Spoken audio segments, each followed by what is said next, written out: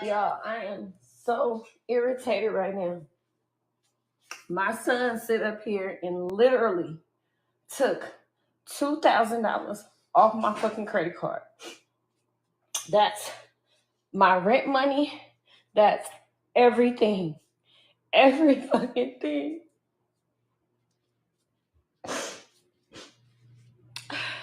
He gotta go. I just put him out. He's 16. I already done sit there and told him I really feel like calling the fucking police. That's why I came live, so I can calm down. I really just feel like calling the police at this moment. You really took some money off my card to go sit up there and do some shit for a little ass girl? Y'all, I am so mad right now, man. Man, I don't know what to do. My feelings hurt every fucking thing. Like, I don't know. I don't know what to do. Like, I never thought that he'd sit up there and do something like that. I never thought that he'd sit up there and do something like that. Like, when I got the notification earlier, when I sit up there and I got the notification earlier, y'all, the notification was basically saying, like, did I purchase this? But I didn't sit up there and pay attention to it. You feel me? Like, I didn't even worry about it or nothing like that. He got to go. He waiting on his daddy to come pick him up right now. He has to go. He got to go. He got to go. Like, you don't do that. Like, he got, like, his mouth, he's being hella disrespectful, all of that. So, you got to go. You got to go. You have to go. You got to go. Like, I don't have no more money. Like, I called my bank. My bank sit up there and told me I got to wait until Monday. They froze my account. They completely froze my account. So can't nobody else use it. But I can't get that. He needs to get away from my door. He not getting back in my house. He not getting back in here. I do not care. Get away from my door, little boy. See, you see how disrespectful he is? That's why my dog sitting here barking. He's being so disrespectful. Since he been talking to this little girl, he's been getting hella disrespectful. He's been out the chain disrespectful. I'm about to call the police. I'm giving you a chance and letting your dad come and get you. Get away from my door.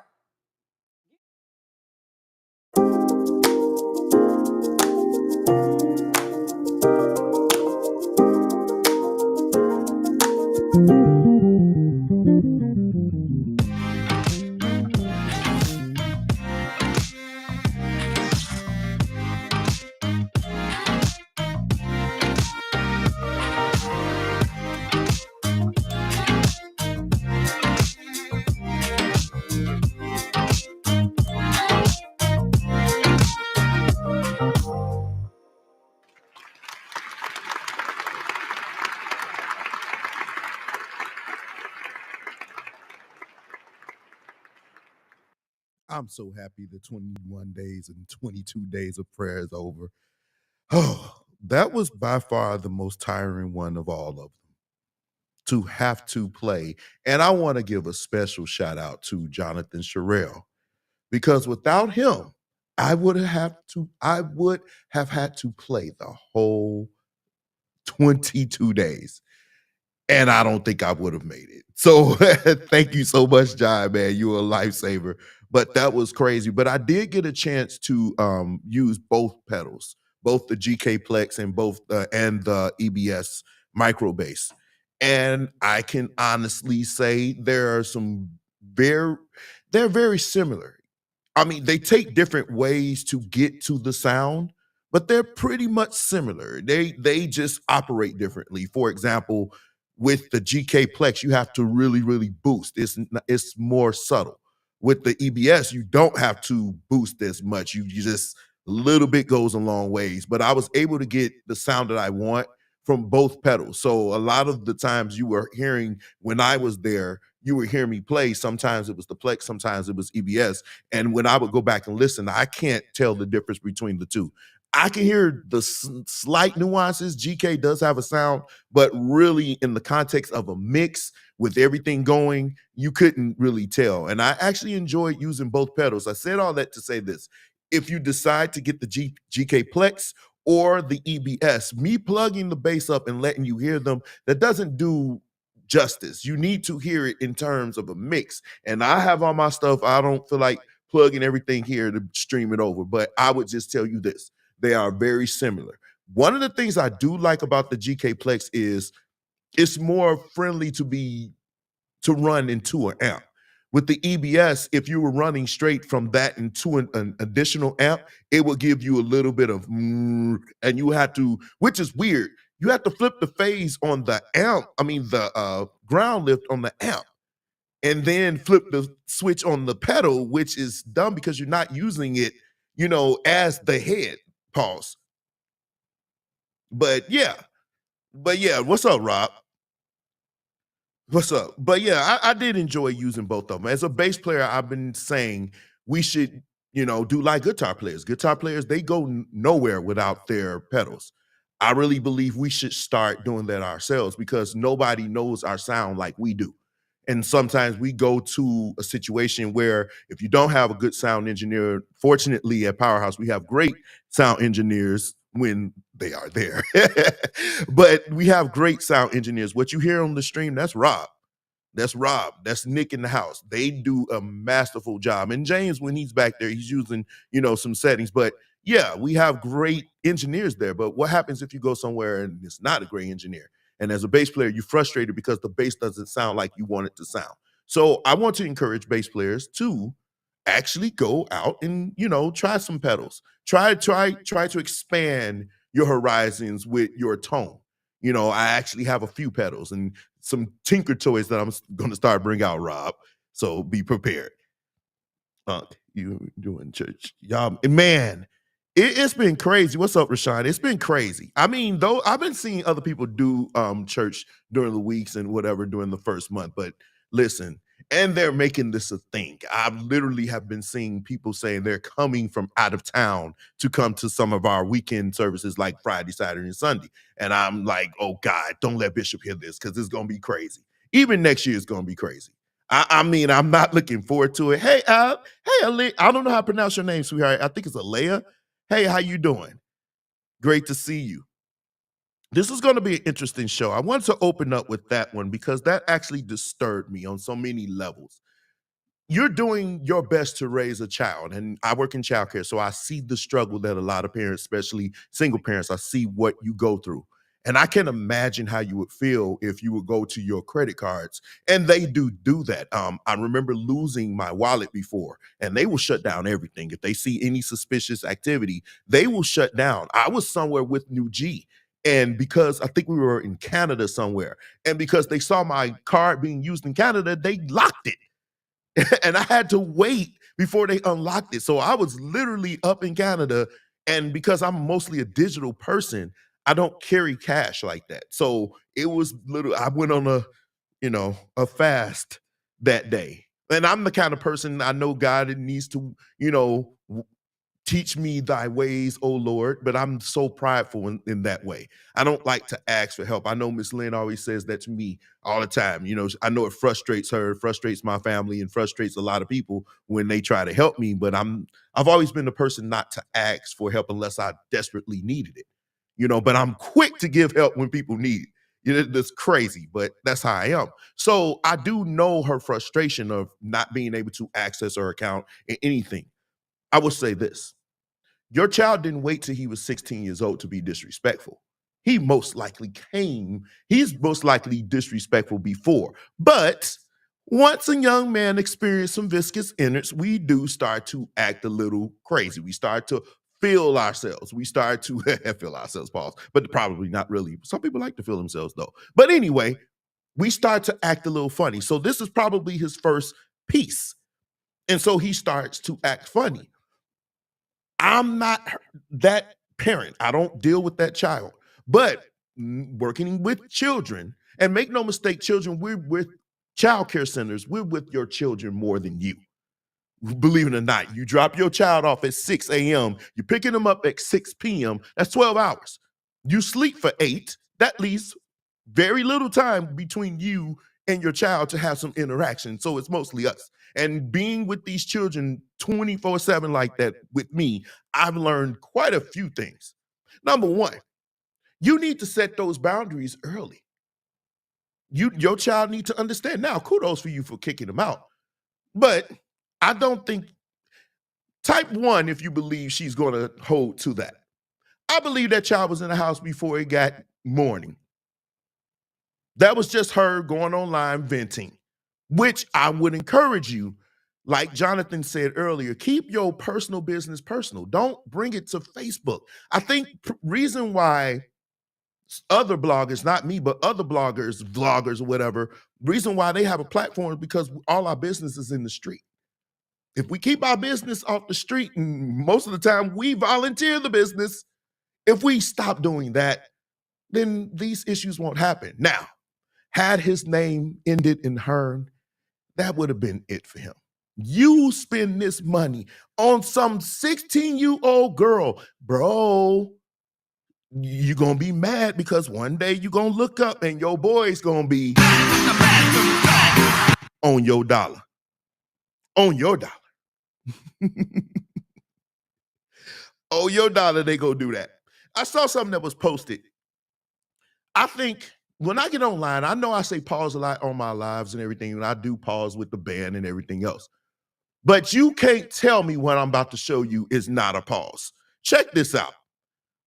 First of all, his name is Dick's. Why he just didn't say Richard's Pizza? Richard's Pizza. Dick's Pizza. Okay, got it. You haven't eaten pizza until you've eaten Dick's. Please tell me. Now, ain't this a pause? This is a super duper pause. Let me see if I can find you. Pause. This is a pause. When y'all hear me say pause, it's usually stuff like this. You haven't eaten pizza until you, I'm sorry, sir. I don't think I would use that as a slogan. And my boy, I really believe you knew what you were doing there. You knew what you were doing there. I want to know where this Dick's Pizza is, though. Because to have a slogan like that, your pizza better be good. Because that's the only pizza that, I just think with that pause, man, I wouldn't want to eat that pizza, though. I just don't think I would want to eat that. But anyway, that's not the most disgusting thing I saw today. This was sent to me. Y'all know how they say a broken clock is right twice a day? But I don't think they was talking about this. There you go. That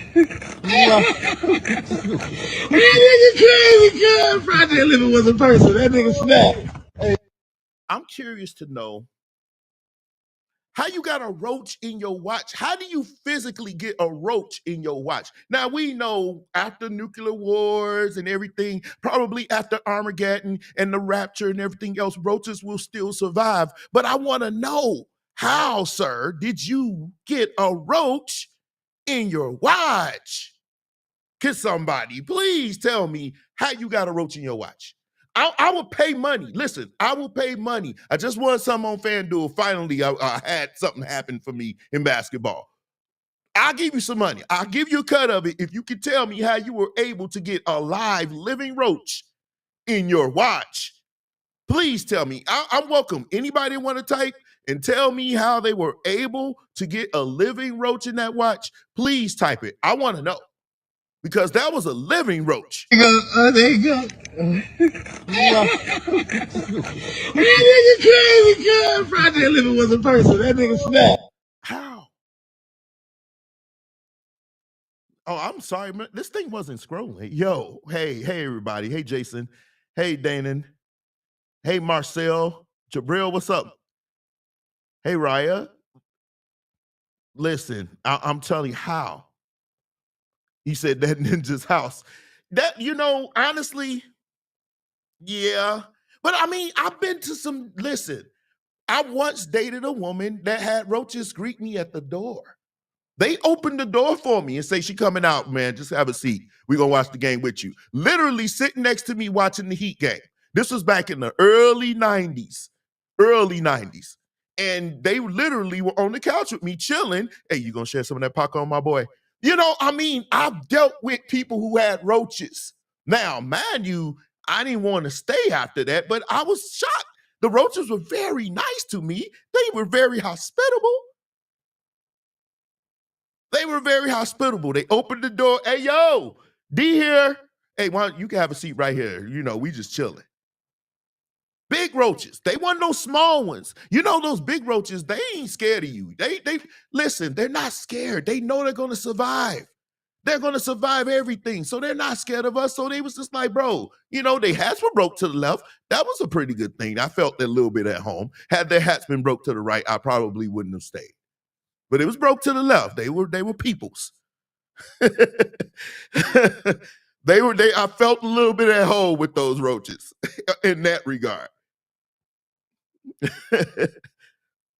Roaches that look like baby shoes. I mean, but they look like baby shoes. And I don't jab on people that have roaches because roaches could happen for a host of reasons. It's not necessarily because, you know, you're dirty. Maybe your neighbors are dirty. Maybe because roaches do migrate. They be like, it's dirty over here. Let's go over to the next door. They cooking chitlins. They may do that. They do migrate.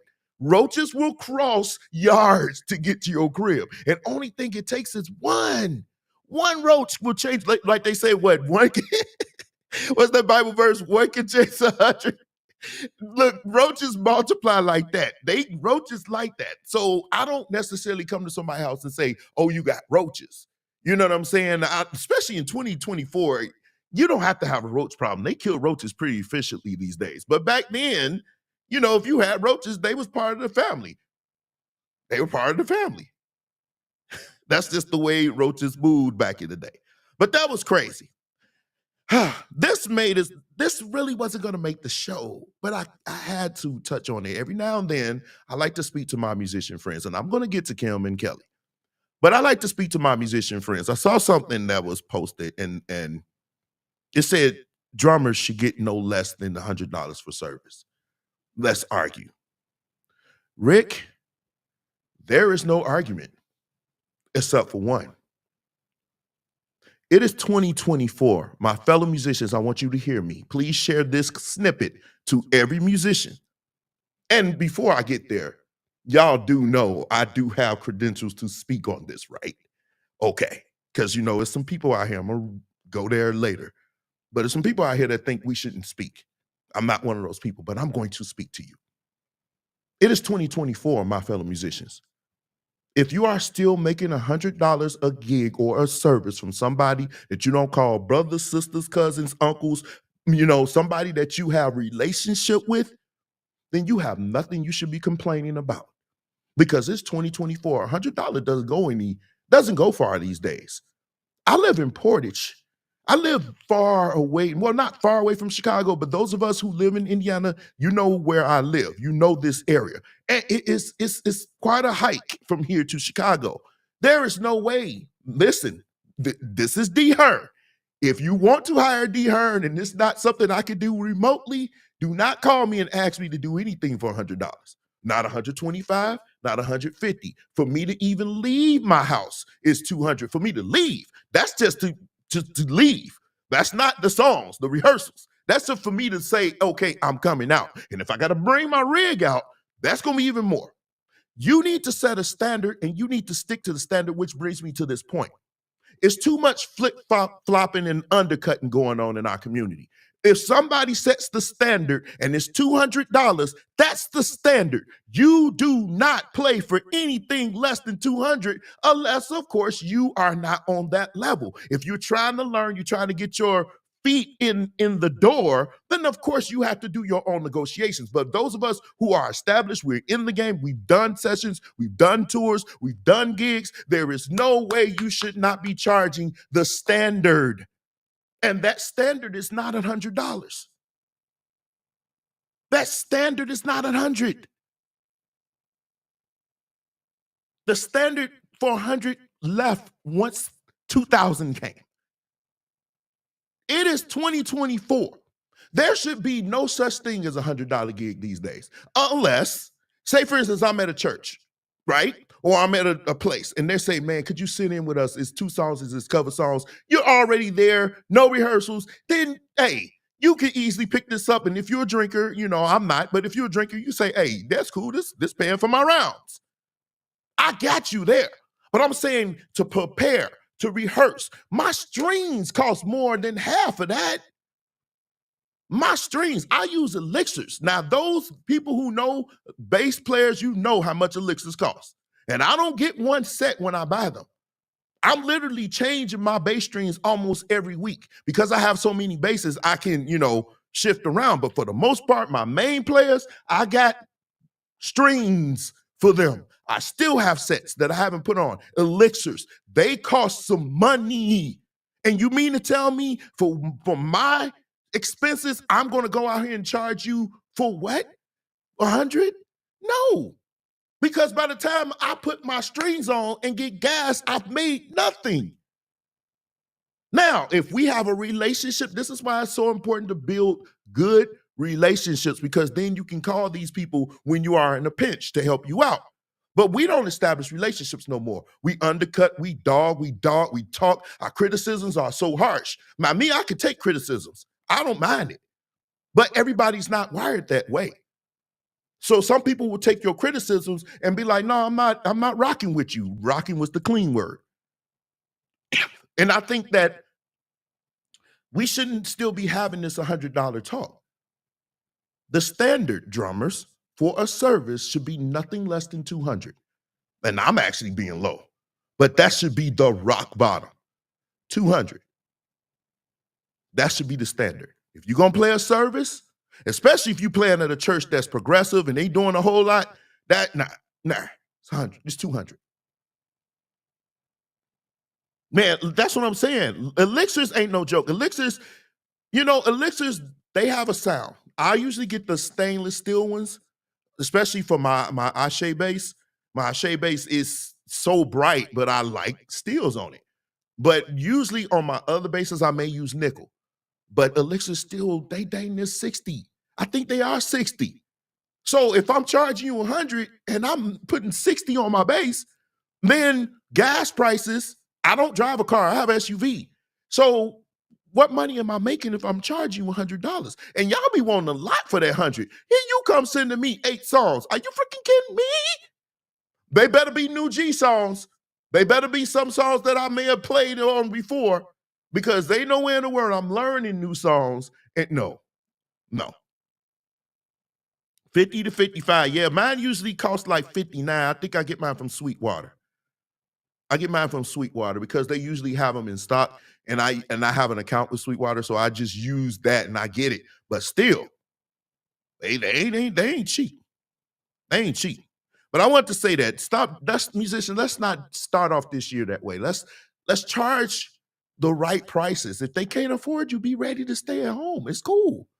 Because at least you're not bringing the overall market down, because now when somebody on my caliber come in and charge my prices, they ain't looking at me turning them their nose. Oh, I can get Laquan to do it. Yeah, but Laquan ain't me.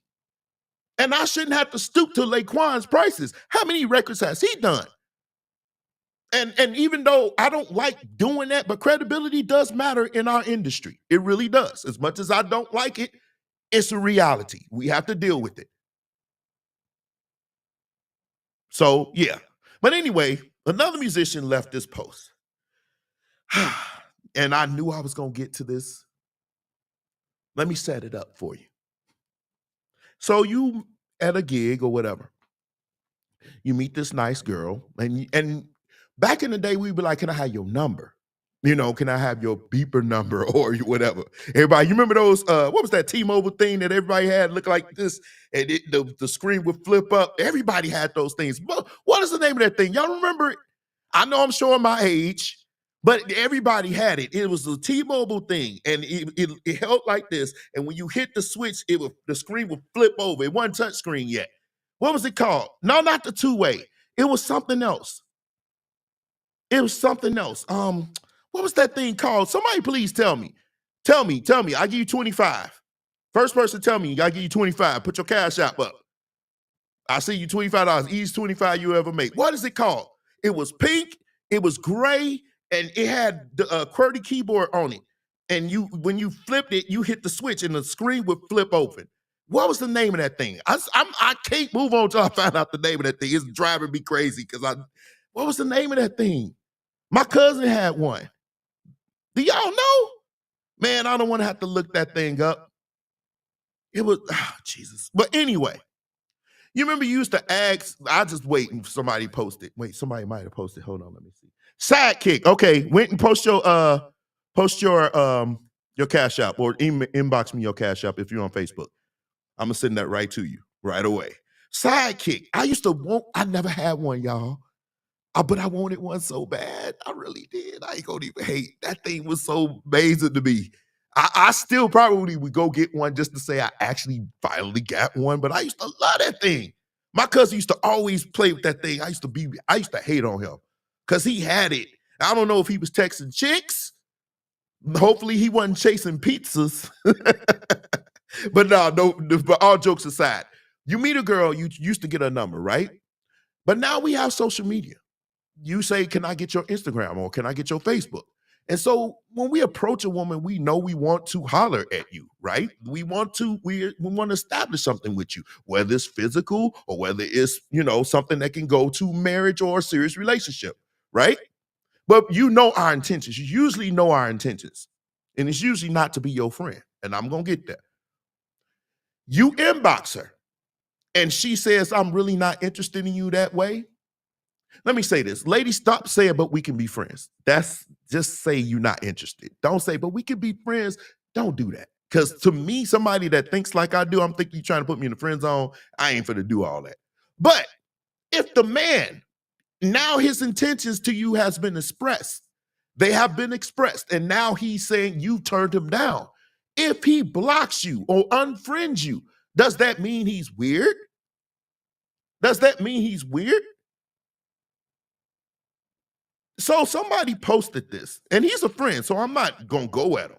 But he said, fellas, y'all ain't never out here blocking women because they don't want to date y'all. Say it ain't so. Jeff, my boy, and you know I love you, but I'm finna bring it home today. I'm finna bring it home for you.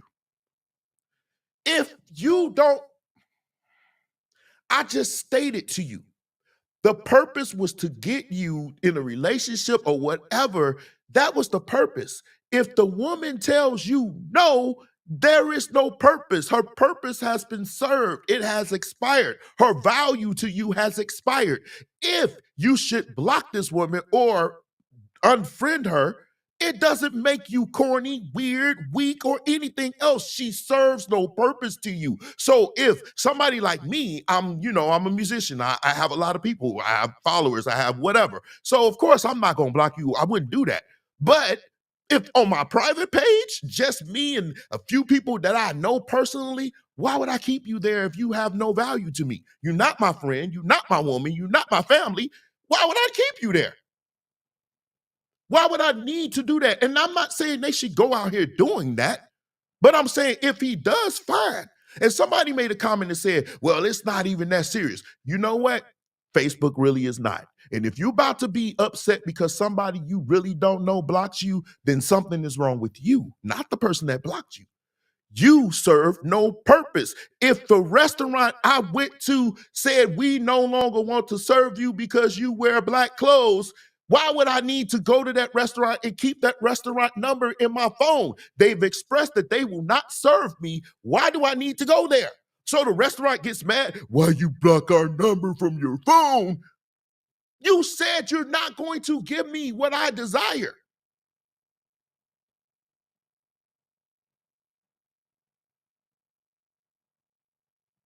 You're not giving me what I desire.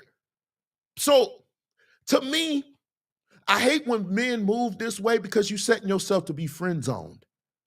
You're going to be that person that she calls when her other relationships don't work. You're going to be that person that she relies on to give male advice. Meanwhile, you secretly want to be with her, but she's not going to be with you. You the fall guy. After everybody else after they didn't have their way, then maybe. But now you get to watch her go through the cock carousel while you sit and wait. And trust me, fellas, some of these women, not all of them, not most, but some of them, they keep records of when they turn you down. And they play this game with you. I've seen so many posts from women saying, you need to apply pressure. You need to apply pressure. Just because he says no, I say no, don't mean you don't keep applying pressure. This is the mindset of some of them. Not all, not most, but some of them. And I've seen some of you subscribe to this crap. I've seen it. So you setting yourself up for failure, but you going at other men that say, no, you serve no purpose for me. I expressed what I wanted from you. You said, no, you have no purpose. We, fellas, stop being friend zoned. Don't be friends. If you've gone, now, if you were friends before you shot your shot and you were really trying to be that friend, then do you. But if it's somebody you really wanted to be with and you shot your shot and she shot you down, there's no reason for you to continue contact with her. No reason. None. Zero. Because you end up in situations like this. I've decided to move into another direction. That's how you feel. I gotta respect it. And that's all you have to say. If that's how I feel, I'm gonna respect it. What do you seem like You said your one-liner. If that's all you have to say, let's hug and like let's just let it go. You ain't trying to fight for nothing. You seem like you've already made your decision. It ain't about me already making a decision. You don't have a rebuttal for nothing that I'm saying. You seem like you've already made your decision. I wanted you to say something. I'm You're not listening saying to you speak. It's not time to listen. It's time to talk. All of the things you say you want to be there. You're here for me. You're all about the future and everything. You didn't even fight for a second. This gonna be you. The game. You tell this dude handled it like you should. I respect that. Get up and walk. Fellas, start letting your legs do the talking. Stop trying to argue. Don't fight for nothing. Nothing. Because if she running, she chasing, she playing these games, you don't have time for that. Not if you about your purpose and your business. You don't have time for these kinds of games. She wanted this dude to be like every other dude before and beg her, and he got too many options. He got other options. Men with options don't deal with this crap. That's why I say, listen, fellas, this is something that I had to understand for me. Once you level up, you don't have to deal with this. You woman tell you no, yes, you should befriend her. But, well, I wouldn't say you should, but I'm saying you're not wrong. You're not wrong for blocking her. You're not corny. The corny ones are the ones that's in the friend zone. That's just my boy. You want to be in a relationship with her. Listen, I've been there. There is no bigger pain than you standing there with this woman that you really, really want to be with. And some other dude walk up and she looking at him and then you standing there, your chest all out. And she say, yeah, who's this? Oh, this just my friend. This my friend. What? There is nothing worse than that. Emotional damage. There is nothing worse than that. Nothing. So to my friend Jeff, this is what I'm saying to you. They are not corny for blocking you. And I know you had a lot of people up on there that's agreeing with that. I won't say much about that, but I will say this. Nobody has to chase you. And if you don't want to be with them, why the falcon do you care if they block you? If you don't want them, you don't really want to be, you have no interest, then why the heaven and hell do you care if they block you? So maybe it's not them with the issue. Maybe it is you.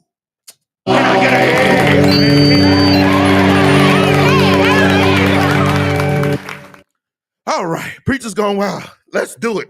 I know y'all was waiting for me to get to Kim Burrell, but I had to get it off my chest. I just hate to see fellas taking L's, y'all. We take too many L's these days. We don't need to. Let's get some W's up. Let's get some W's. Let's get some wins, fellas. Stop taking L's, especially from 3s and 4s. I'd rather you take some L's from some 6s and some 7s. Some 8s and 9s, definitely you're going to catch some L's. But you shouldn't be taking L's from 3s and 4s.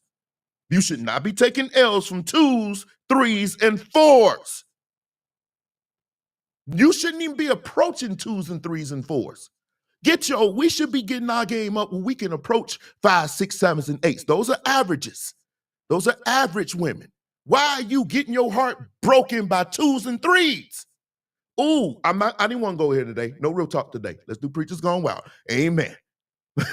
Amen. But listen, look, women ain't selling it for 2s and 3s. I ain't seen none of these women talk about they want a man that work at McDonald's. I ain't seen none of them say, "Ooh, he's so fine. I'm gonna take him. He work at McDonald's." They ain't going on a homeless street and picking up them bums. No. So why would you go for 2s and 3s and 4s? That's below average. How do I find Kim Burrell? Oh, you about to see it, Caleb. Anyway, I'm not gonna play the whole thing, but I thought this was interesting. I haven't been live because we were in church 2 weeks, 3 weeks, whatever. But I want to play a little bit of it because it's something I want to touch on. Here we go.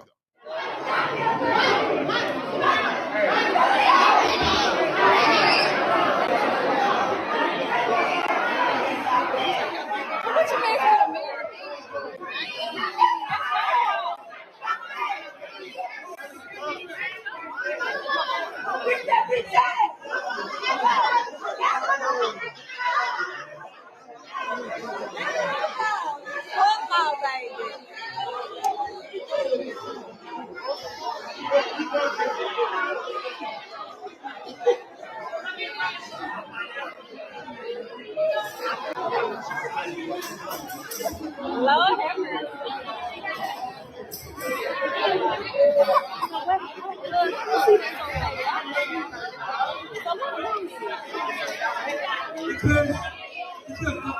No, let me tell you what happened. Let me tell y'all what happened.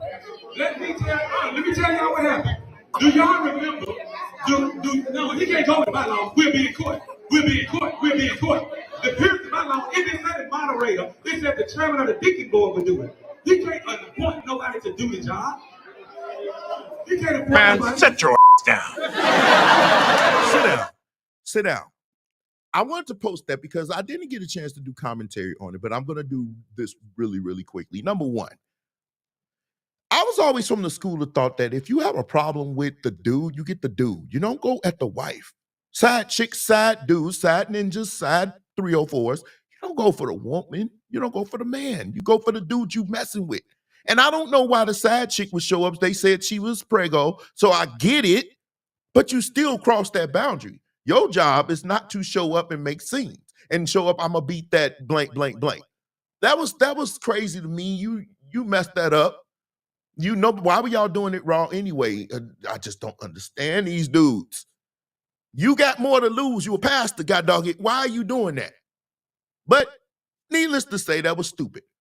But here's the issue. Number one, there were children there. So the children's experience in church, we sit back and we wonder why millennials and zennials now, alphas or whatever, they may not go to church. But this stuff is displayed. That was number one. Here's the number two thing. Instead of people saying, okay, let's get the kids out of here, everybody's getting their phones. I just said a lot of stuff. This show, Preachers Gone Wild, exists. I don't go looking for people's stuff. I don't have a street crew sending me dirt. I don't have none of that stuff. Not a shot at people who do. That's their thing. But over here, we only deal with what we see, the stuff that happens in church. And we in 94 with all this foolishness that happened in church. And it's because instead of people saying to de-escalate and get the children out, everybody has their phone out because everybody's searching for their viral moment. And they got it. And one of the things that I think we need to be careful of, I'm not one that praises or worship leaders. I have what you call a respect. I'm big on respect with that. And some preachers, not all, but some lose my respect in the way they handle situations like this because they have no accountability. And even when they are being accountable, it's still left with some narcissism, for lack of a better word. And it's like, you've been caught in this wrong and you want everybody else to pay for it. I'm not understanding why that is.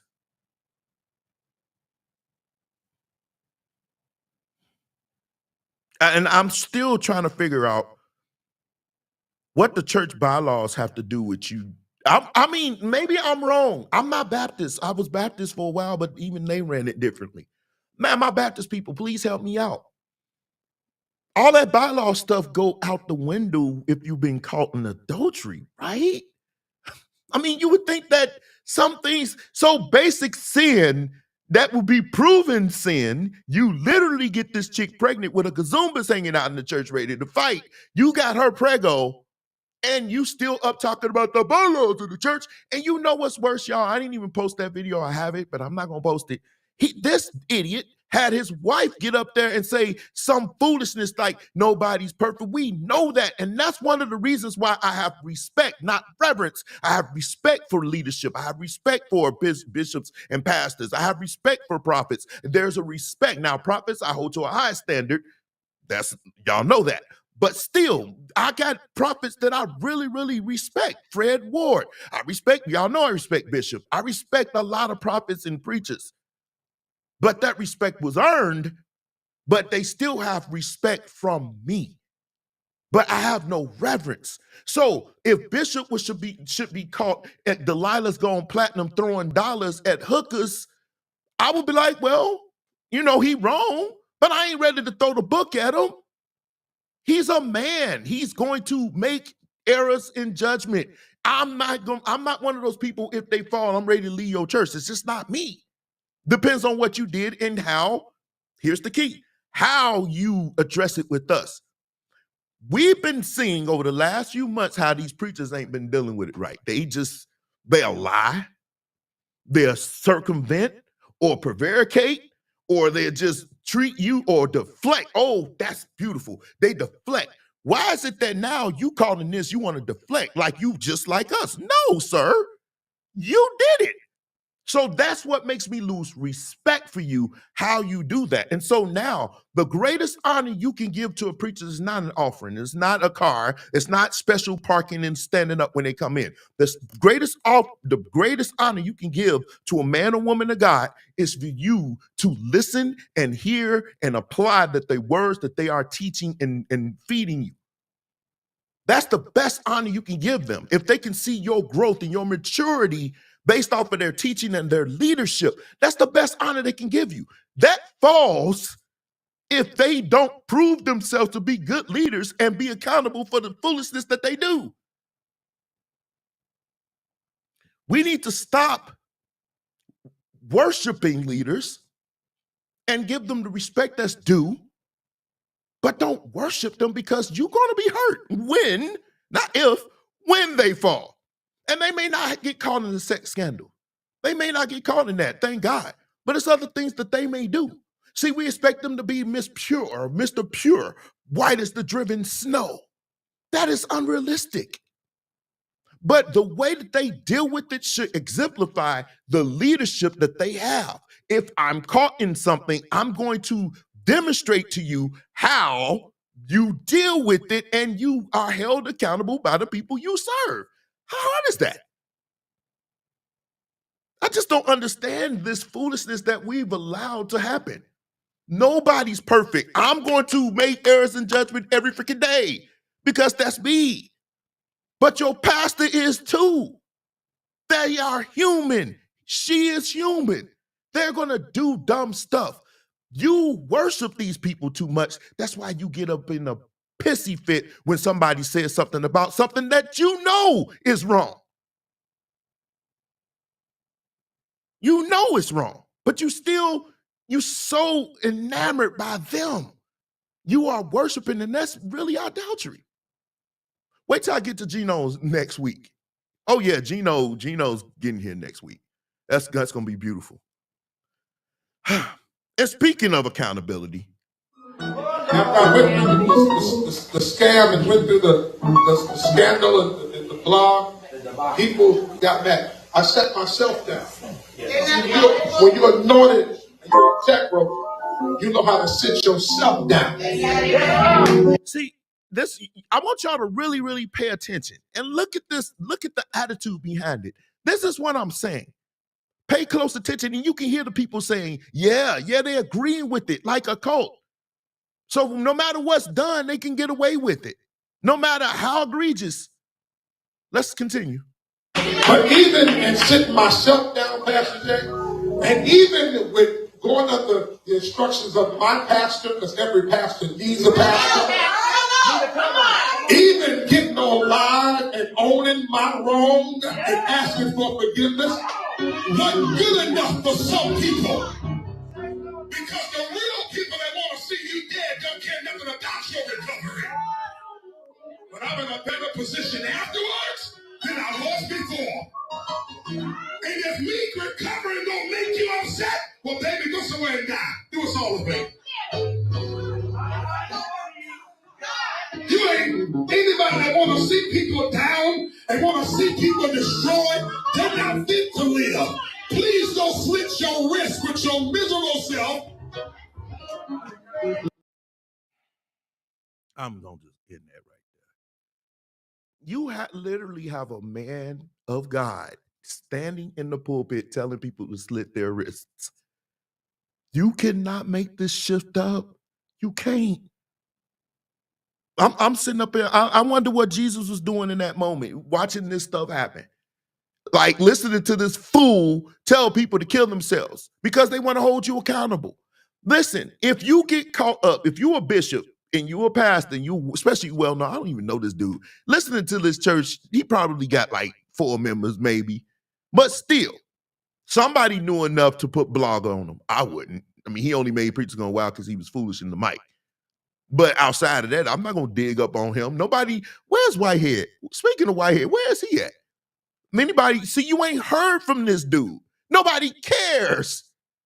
But this dude, look how he did this. That's what I'm saying. If you caught, you come before the people and you. Larry Reed said something I agree with. Larry Reed said something I agree with. He said, just be transparent. And people, real people will respect the transparent. I know I will. I will respect you. I'll be like, man, you kept it 100. I actually respect you. You know, I would respect you more than for you to lie. And then we find out what you lied about was true. Now you want to try to come clean. No. The time to come clean was then. You passed that. Bishop Jakes, you passed that. It's over. You cannot come out now and say you did it. You let too much time pass. Now it's out here. It's too late now because I'm not going to respect that. I'm going to be like, no, now you're just trying to save face and save other things. Y'all can stop me if I'm wrong.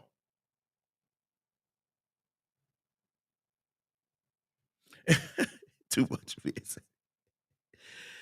Oh, God, we just let too much go. Speaking of letting too much go, this video was sent to me. Another Chicago. This dude has made Preachers Gone Wild for a whopping 5 times now. This is the 5th time Rockamore has made it to Preachers Gone Wild. But y'all gonna be shocked on my commentary on the other side of this. In the comment section, y'all can tell me what you think. But y'all gonna be shocked at what I say. Here we go.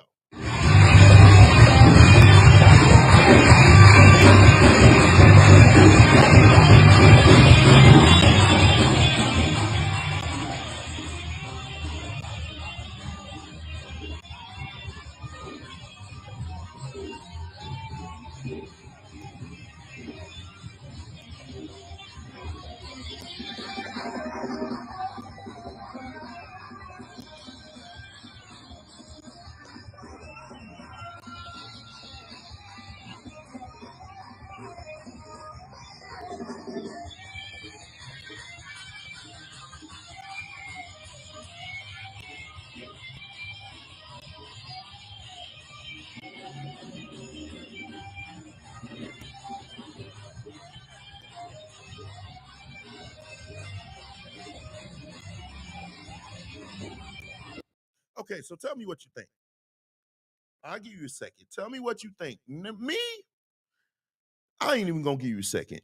Look in the background, his dances. I mean, here's what I got to say about that, y'all. We ripped up Bishop. Now, you may not agree, and that's okay. But we ripped up Bishop Murphy when he did his thing on New Year's. And you know, to be honest with you, some people have some great points with that. I know I expressed my opinions on that. I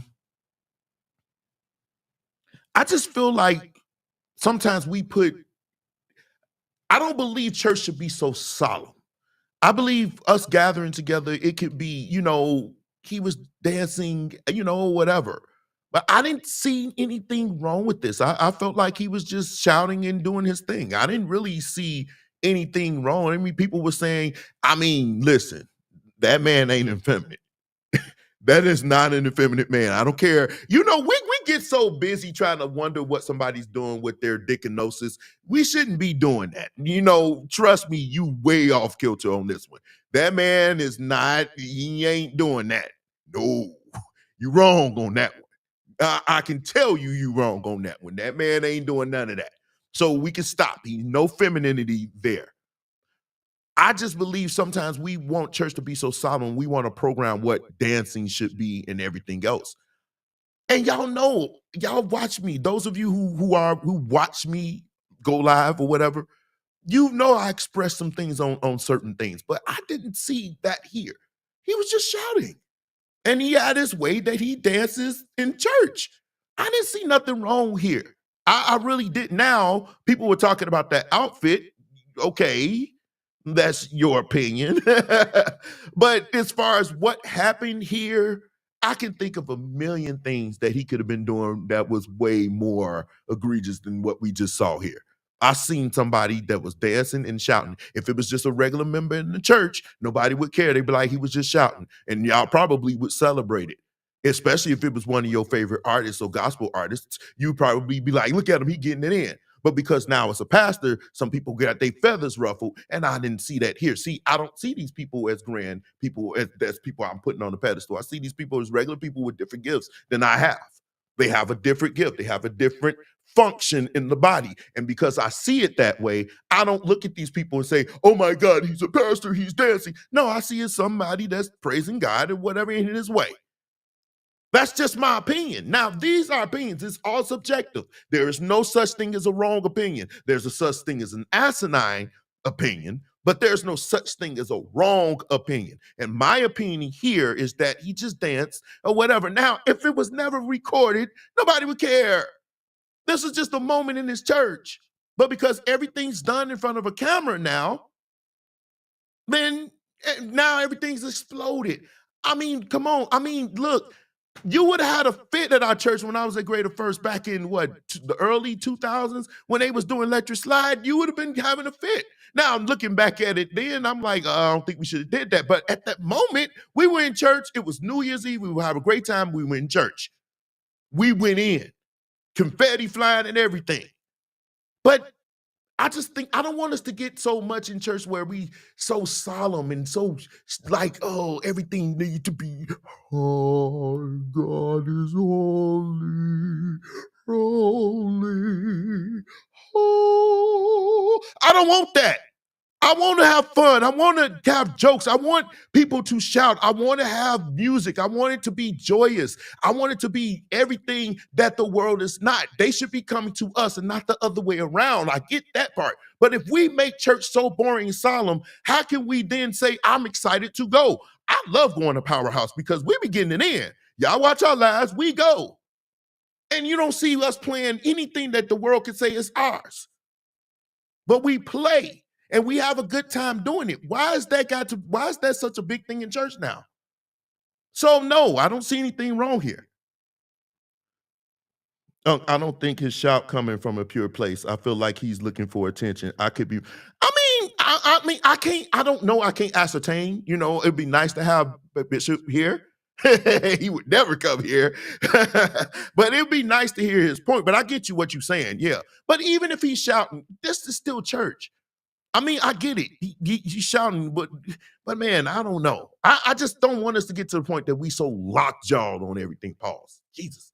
But you get what I'm saying. I don't want us to be so dogmatic. I don't want us to be that. I like a church that's free in some areas, that you can shout, you can dance, you can do whatever without people judging everything that you do. That's what I envision. That's what I would love for church to be. And some people, not you guys, but some people look at it, and if it's not what's being done in our church, then it's not holy. And that's a crazy way of thinking. I think it's a problem for some because he had negative rounds on social media before anything he does now from now on would be a problem. So I get that. I kind of can see that.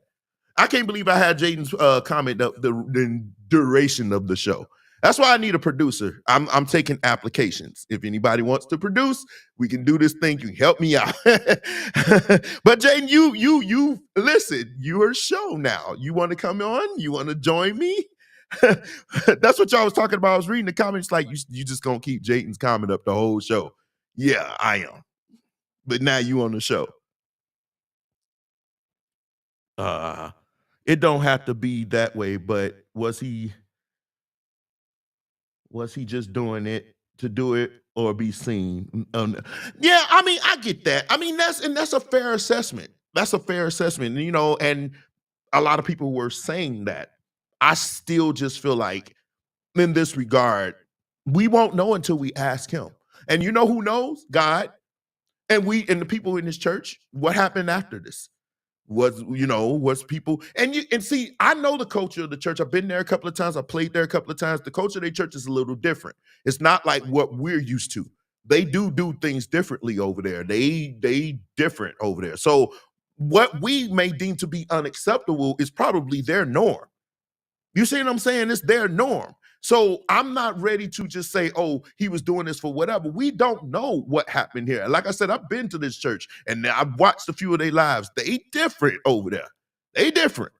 So I'm just not ready to just say, oh, he was into himself. I can't really ascertain that without having a conversation with him. You know, I would want to be fair in that regard. You know, I want to have a conversation with him before I actually say that, you know, you were in flesh or whatever. To me, it just looks like he's having fun. He was dancing. Yeah, that's why I feel. That is normal there. I watch. Yeah. Like I said, I played there before, and I played there, I think 2 or 3 times. And every time I've been there, it's been one. It's been one. That's not out of the ordinary. Like, I ain't never seen him do the whole thing, but I've seen him dance across the stage. I've seen him interact with us. I've seen him come over with the band and do some things. That's just how he is in that regard. I'm not ready. I think if we jump on him in this regard, we're being unfair. And and here's the most important thing, and I want us to think about this. This still is a pastor. And I don't want us to be to the point where we're just you can have your opinions, and I want you to have your opinions. I think everybody should have their opinion. But let's not let our opinions be so cutthroat that we forget that he has members, that he has people that he serves. And we're not thinking about how they feel. The same way you will feel somebody went at your pastor, especially if you feel like they went at him unfairly. So while we're giving our criticisms, and trust me, I go hard here sometimes, but I'm still trying to remain, keep that in my mind that this is somebody pastor. Now, if they did something that deserves a harsh criticism, then it's going to happen. But I think sometimes we can be so cutthroat in our approach that we forget that he has members, and we need to keep that in mind. And these are our brothers and sisters. Let's not do stuff that's going. And I don't care what this person has done. We can't do what they do. We have to, somebody somewhere has to demonstrate something different. So I don't care if the pastor is cutthroat and his members are like this, that's fine. But still, we should demonstrate something a little different to them. You see what I'm saying? So even if they wrong is 2 left shoes, and they could probably be, we should demonstrate to them the proper way to do it. That's just my opinion. That's just my opinion. That's my opinion.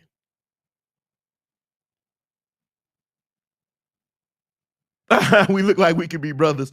I don't think he want to be my brothers. I don't think he wants to be. I ain't got nothing against Rock, though. I liked playing there when I was there, but I just, yeah. I don't think he wants to be my brother. But I love, now when I was there, I mean, playing with DeJuan Watson, man, just playing the gig with him is just,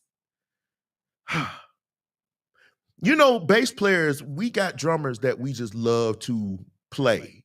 pause in advance, play with, to share stage with or minister with, however you want to word it.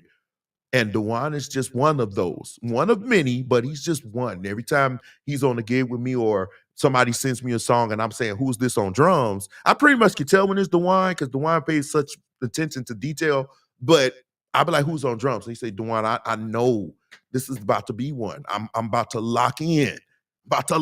Dewan. Dewan,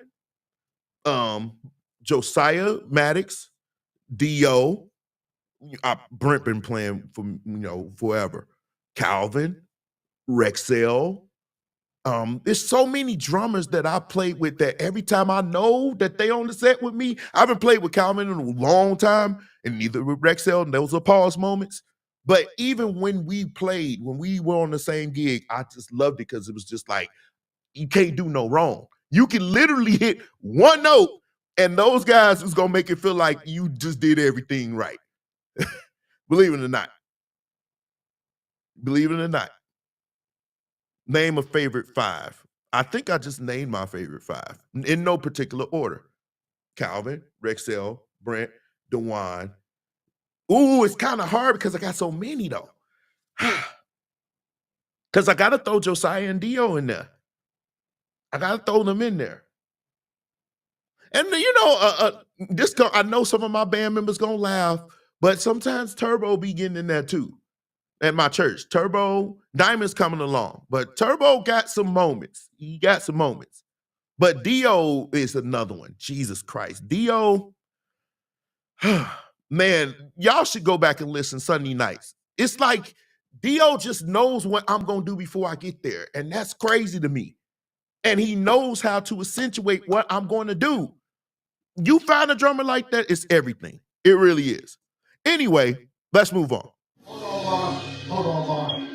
I want to say this before we go on to worship, because I want y'all to really get a visual of this. Y'all want to know why nobody want to come here? It's because of y'all. I'll tell y'all the truth. Y'all are the most boring saints I've ever been around. Just got to tell y'all this. If Bishop not going to say it, I will tell y'all. Y'all are the most boring people I have ever been around in my life. I get dreadful every time it's time to worship with y'all, because y'all don't bring nothing to the table. I'm tired of bringing something to the table. Wait. Why is the drummer, he's still playing, y'all? The drummer is still playing. That you can't make this shift up. The drummer is still playing.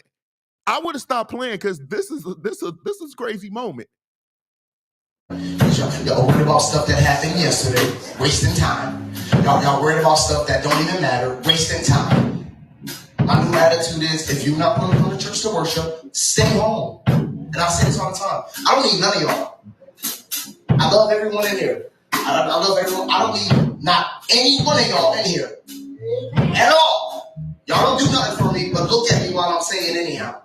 Y'all are a bunch of boring, dead people.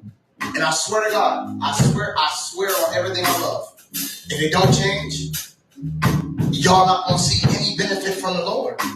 If y'all cannot worship with song. We're not even talking about listening to the word. We're talking about praise and worship. If y'all can't even listen to songs and be happy that someone's taking their time out to sing for y'all, and mind you, I don't get paid for this. So I really just sing to y'all for my benefits. And just for y'all to look real ugly and stupid. I'm tired of church folk wasting my time, Marlon. I'm so tired of church folk wasting my time. This is my last time saying this when I'm out. Next Sunday, y'all waste my time, don't come back. I don't care if you remember here. Don't come back. If anybody else got anything to say, if y'all want to come up here and do praise and worship, please be my guest. I guarantee you're going to be up here with a stuck face. Get off your phones. Y'all lucky I don't want to say the words I really want to say. Get off your phones. Get off the damn tablets. Get off whatever you're doing and pay attention. I want the kids to sit down. Get off your phones.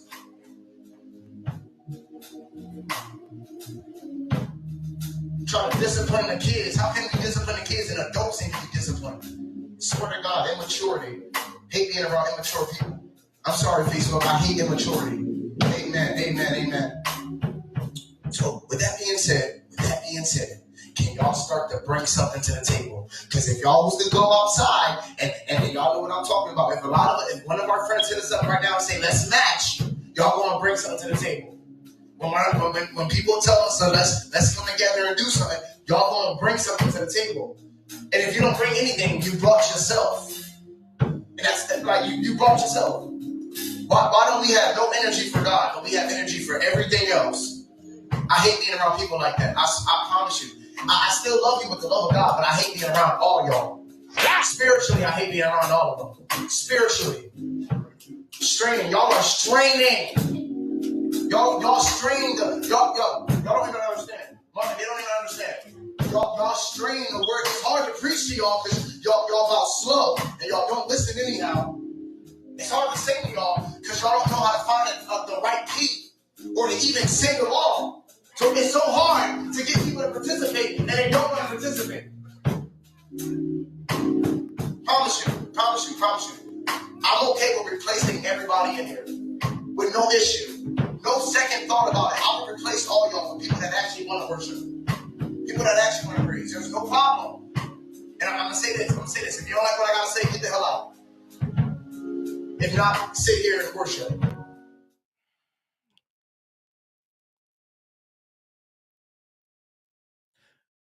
As somebody that serves in the church that's heavy on music and heavy on worship, I mean, I praise and worship, they go.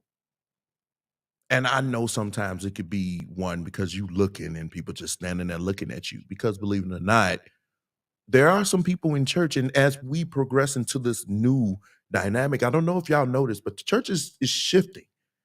It's shifting. The old people are leaving. I mean, I'm not necessarily dying, but the older people, they kind of over church.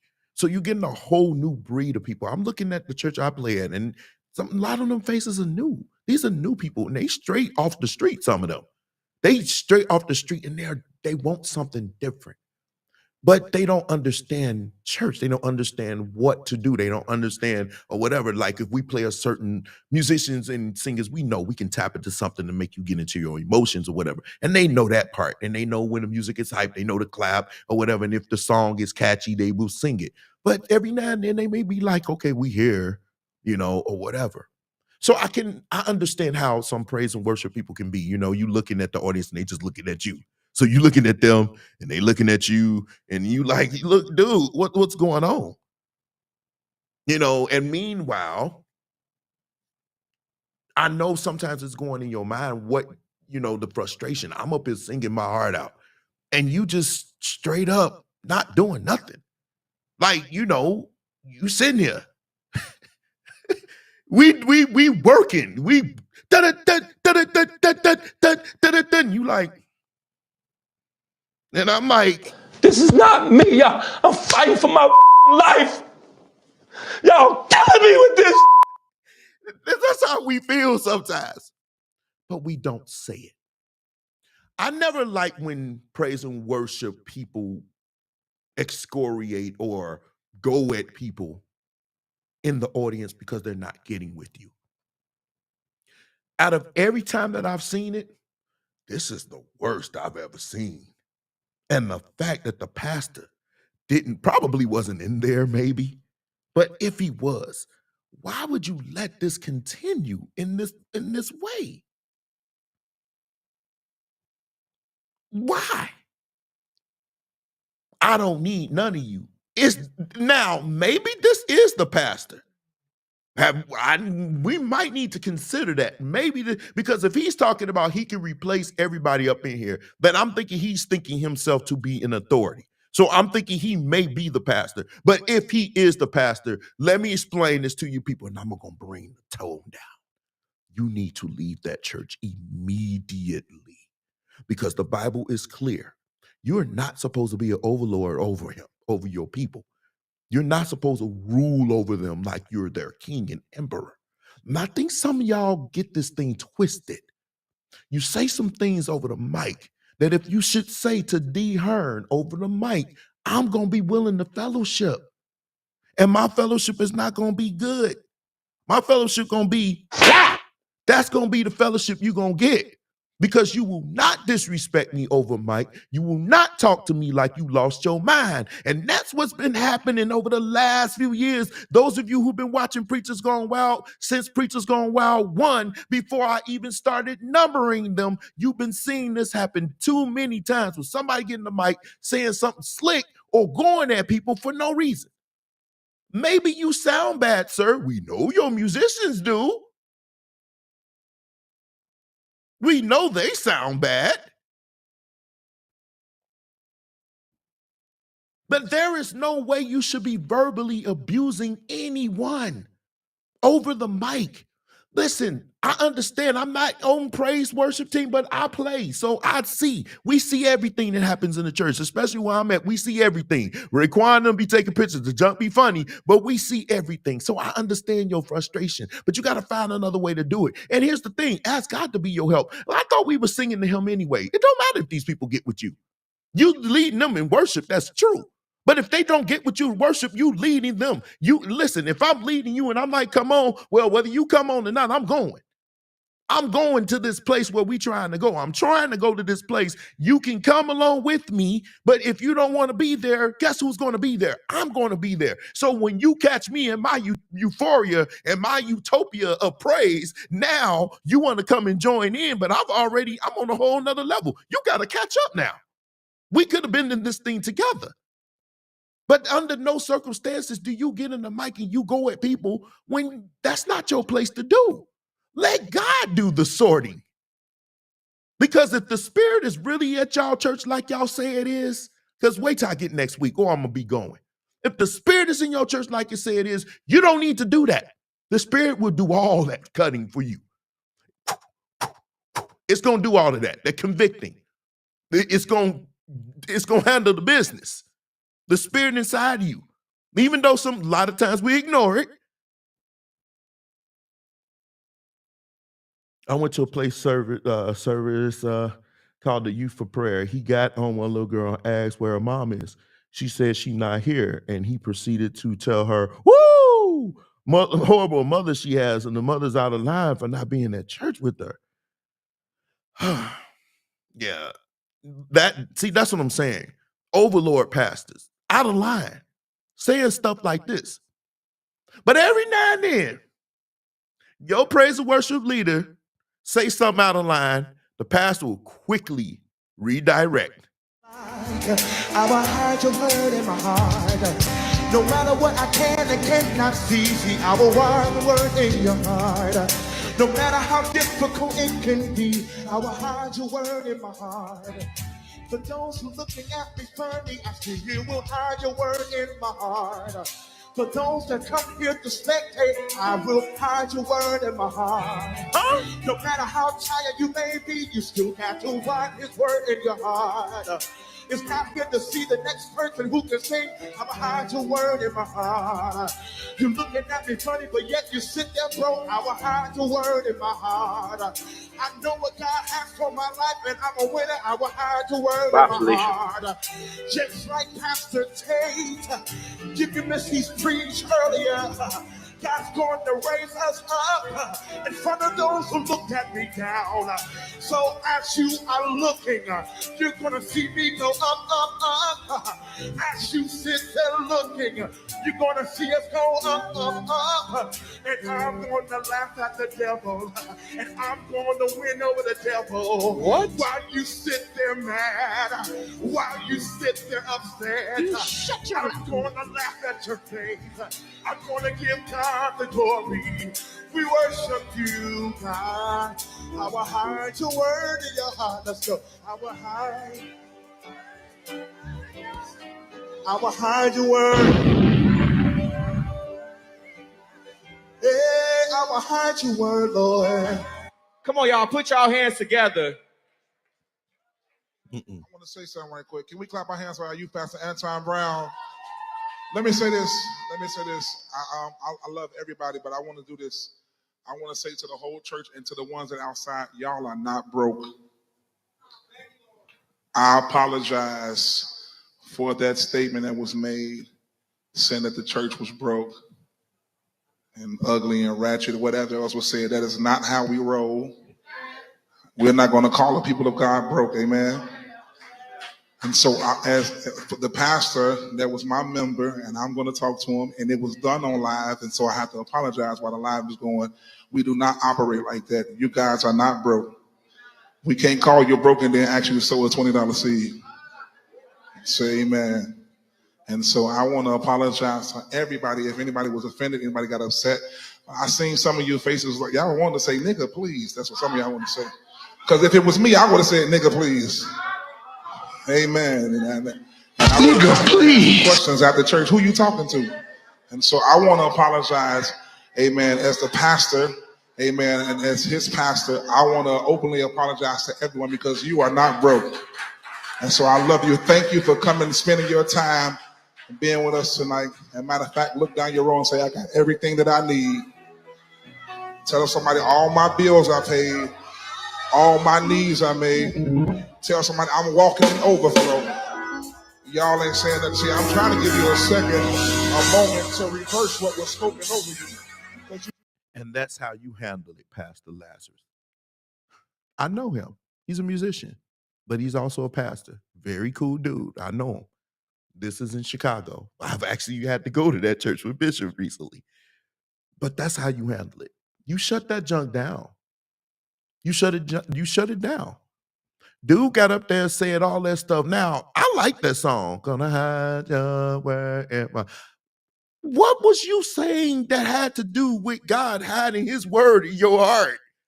See, Bishop is very strategic in this. He doesn't let us, now that's the way we do at Powerhouse. How your church does it, it's how your church does it.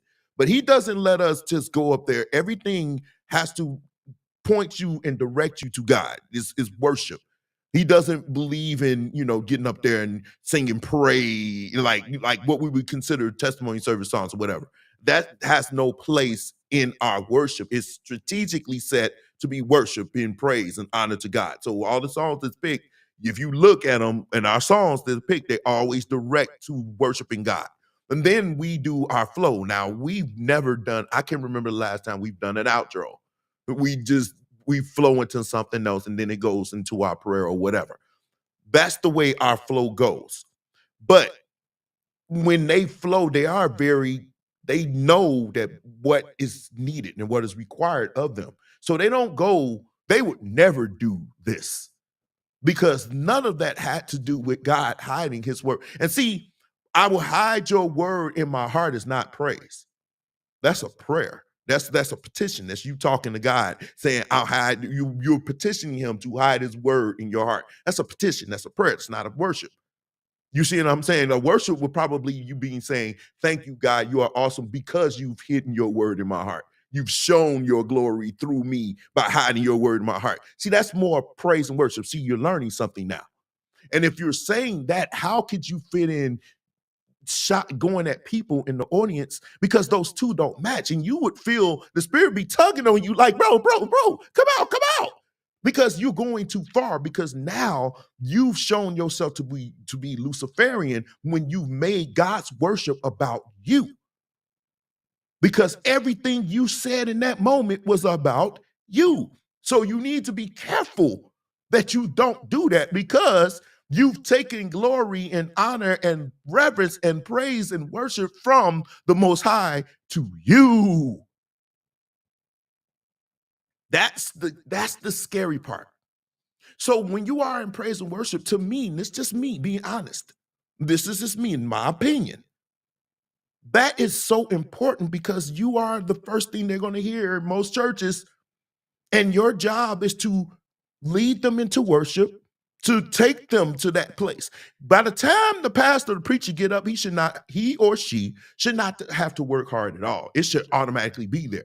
I love the fact when I watch some of your churches and our church online where it's so heavy that he doesn't even have to bring the word. He offers some word of encouragement or some direction or some edification or some prophecy, and it's easier to be done because you've done your job. Whoever came up after that, they had to work extremely hard to even get it back on track, because it was so much going on. I was sitting there like, good Lord.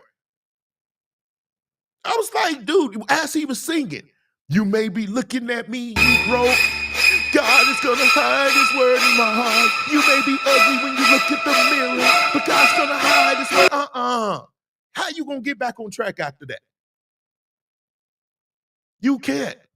So I actually have so much respect for praise and worship leaders because this is the job that you have been, commissioned to do, which to me is a very hard job because people will look at you as if you are entertainment.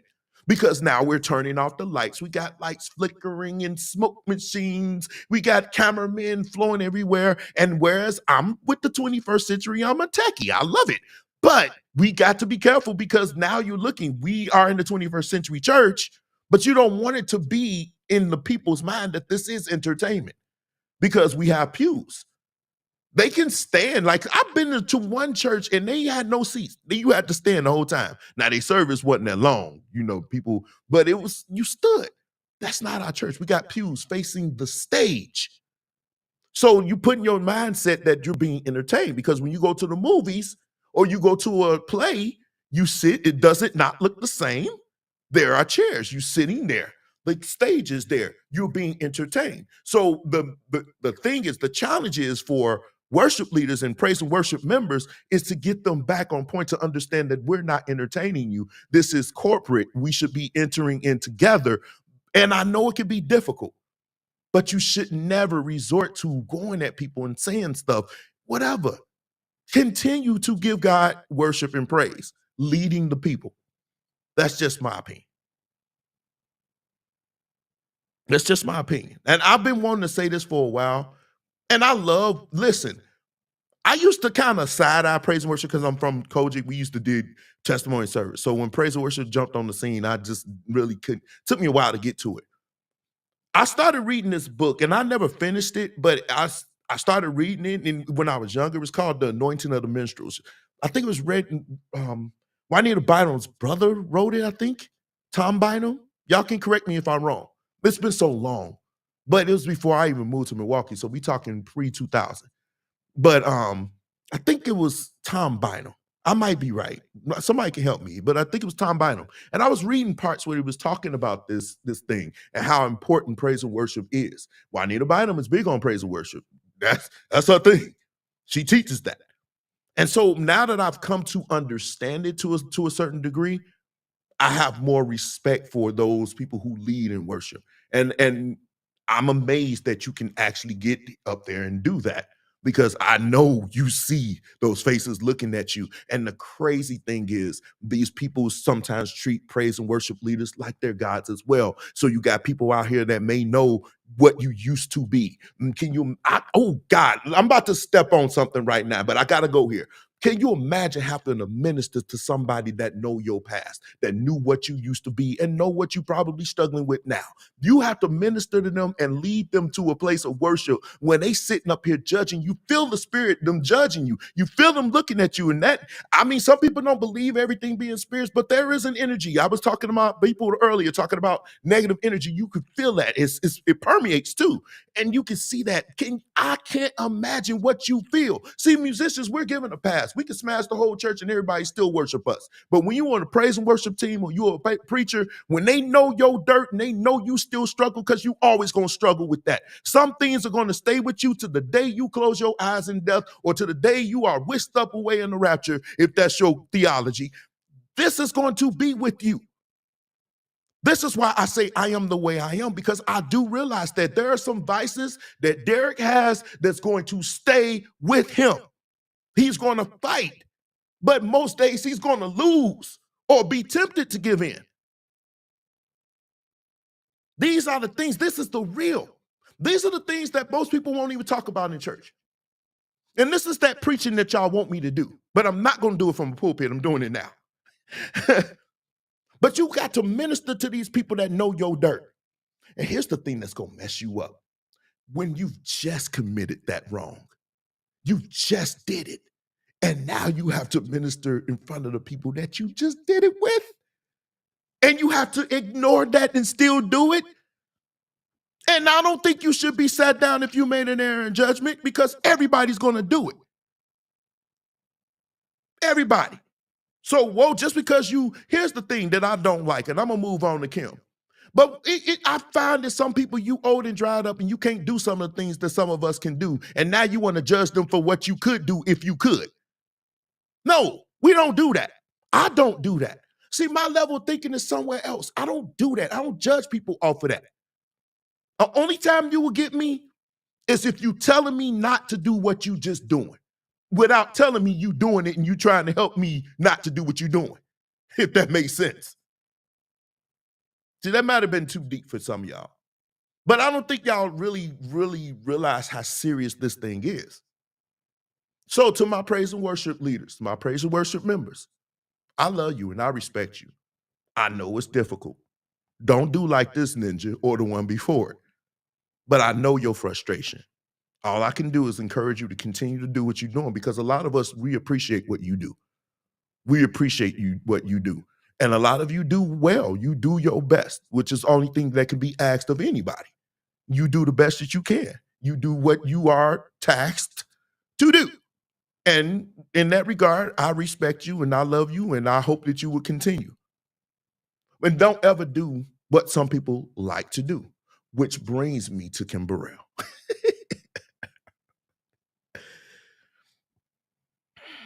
Should I play the video first before I go in? I think I'm gonna play the video first because y'all been waiting to see it, and here it is.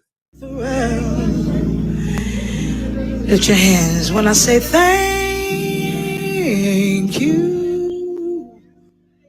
It's a solo. God's using me. Don't sing with me right now. Lord, I'm singing alone now. You, ma'am, with that mask. Let that mask work for you. I'm singing alone. Lord, I'll be back. No, I'll call on you when I'm ready. Okay. When I first saw this video, the first thing that came to my mind, and I just made this just for today. Man, set your down.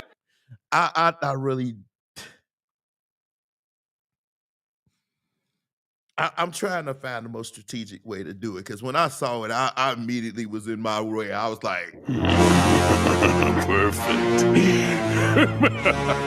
Yes, excellent. I knew, I was like, yeah, this gonna be one. Let me go. First of all, ain't nobody mad. I've been seeing way too many of y'all. Some of y'all cool with me, but y'all talking about people mad. I get so sick of y'all projecting emotions on people that don't exist. The only way somebody can anger you is if they did something directly to you. It's foolish to be angry with somebody and they've done nothing to you personally, or that affects you personally. But you can have a disdain for what they're doing. You can have an anathema for a person's attitude. You can definitely feel this way about people. And some people feel this way about the Honorable Kim Burrell, how she always finds a way to be rude and cutty with somebody. Now, the lady was wrong singing, loud with her and everything else. That's true. Absolutely. But what's different here than the last dude? If you were really in that place, you just continue to go. You no need to be rude. I swear, like that dude said before, everything that's holy and righteous, one day you're going to do that to the wrong person and they're going to be waiting for you right outside that church. You're going to say the wrong thing to somebody and they're going to light you up. I personally am sick of it. I'm sick of these people, not just her. It ain't just her. It ain't just her. It's a lot of people think just when you get in front of this, that gives you all power and authority and immunity from aspiration beatings. No, you gonna say something wrong. Now me, I'm not gonna fight you. I need my hands. They make me money. But you better believe you got an audience there. But I got an audience here. And unfortunately for you, I'm here with my audience. I'm here with my audience. And people are sick and tired of people just like this always being slick. The first statement didn't even to me, this is a solo, that you knew it was going to go viral. You knew somebody was going to say something, and all of y'all that's laughing, what's wrong with you? Oh, wait a minute. It's not you that's on the other end of that beat down. Because if it was you, you'd be on here. She hurt my feelings. That's what you would be doing. You'd be crying like a rat eating onions. You really would be crying. But what are you crying about, sir, ma'am? Cousins? What are you crying about? Because you thought it was hilarious when she was doing it to somebody else. You were actually cracking up. When it was somebody else, you were laughing. You had all laughing. But when it's you, now it's an issue. Because if I rip you up in this mic about how bad your group sound, you be mad. If I ripped you up about how you don't do anything, you're not worthy to be even, you couldn't even sell out things that you give out tickets for free, you still couldn't sell them out, you be mad. You don't like it when people come at you, but you find it funny when somebody else go at somebody else. Now, the lady should have been quiet. She should have been. She was out of order. But there are other ways you handle it. And people are tired of these antics. You can't get mad. Nobody's mad. I'm certainly not mad. But I'm tired of the antics. I'm sick and tired of every time. Do y'all realize that she's been on here quite a few times, and every single time she's been on here, it's been the same thing. It's been the same thing. At least Rockamore had different things that he's done, and a couple of them I actually agreed with them. With the last one today, he was okay. But there has not been one time when she's been on here where I agree with her method. The way you say things to people, it matters. And yes, there are some times you need to cut with a sword. I get that. But most times you don't cut with a sword. You handle things accordingly. You handle things accordingly. If she wants to sing, you just get through it. Okay, whatever. Now, if she doing all sorts of crazy acrobatics getting in your way, I can see you being irritated. But you just don't do stuff like that. You just don't do stuff like that. Not in the church. See, when it's about you, you make it an issue. When it's not about you, you don't make it an issue. You don't make it as big an issue, I would say that. It may be irritating. I get that. If somebody was to come and I'm playing bass and they was to plug in their bass and start soloing and stuff like that, I probably would be irritated. I would be. I'm not going to even hold you. But I would be like, yo, bro, what you doing? I wouldn't be in the mic, ooh, bro, what you doing? You know, I'm not going to do that. We're not doing that. She'll be here tomorrow at the leadership conference. Well, okay, go live, because I'm pretty sure you're going to have your cameras ready, because she has a long history of doing this to people. She's never done it to Derek, because Derek is going to come back.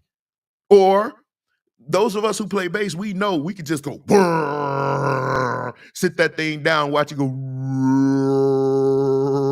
We'll do that. I'm petty like that. I'll be like, oh, okay, you want to do this to me? Let's do it. Because ain't nobody going to check me. Because if she do it at Powerhouse, I'm just going to get up and walk out. I don't take disrespect like that. That's disrespectful. You don't need to talk to people like that. And we, like I said, we sick and tired of you bad body people coming up at us. It's always the ones shaped like wisdom tooth that's always giving you the hardest problems. It's always the ones that should not be going at people, that should be avoiding all incoming fire, be the ones that's always shooting a gun. You should be avoiding incoming fire. You should be avoiding incoming fire. If your bra is ripping holes through your shoulders because it's so heavy, you need to avoid all attention from people who gonna rip you up. You should be avoiding that.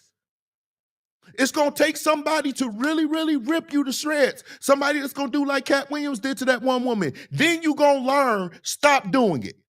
Because you're gonna run into that person. And they're going to rip you to shreds. And what you got? My talent and my ability and my credibility. That's not going to mean nothing when I'm roasting you. Not going to mean nothing. We'll roast you and still celebrate your greatness.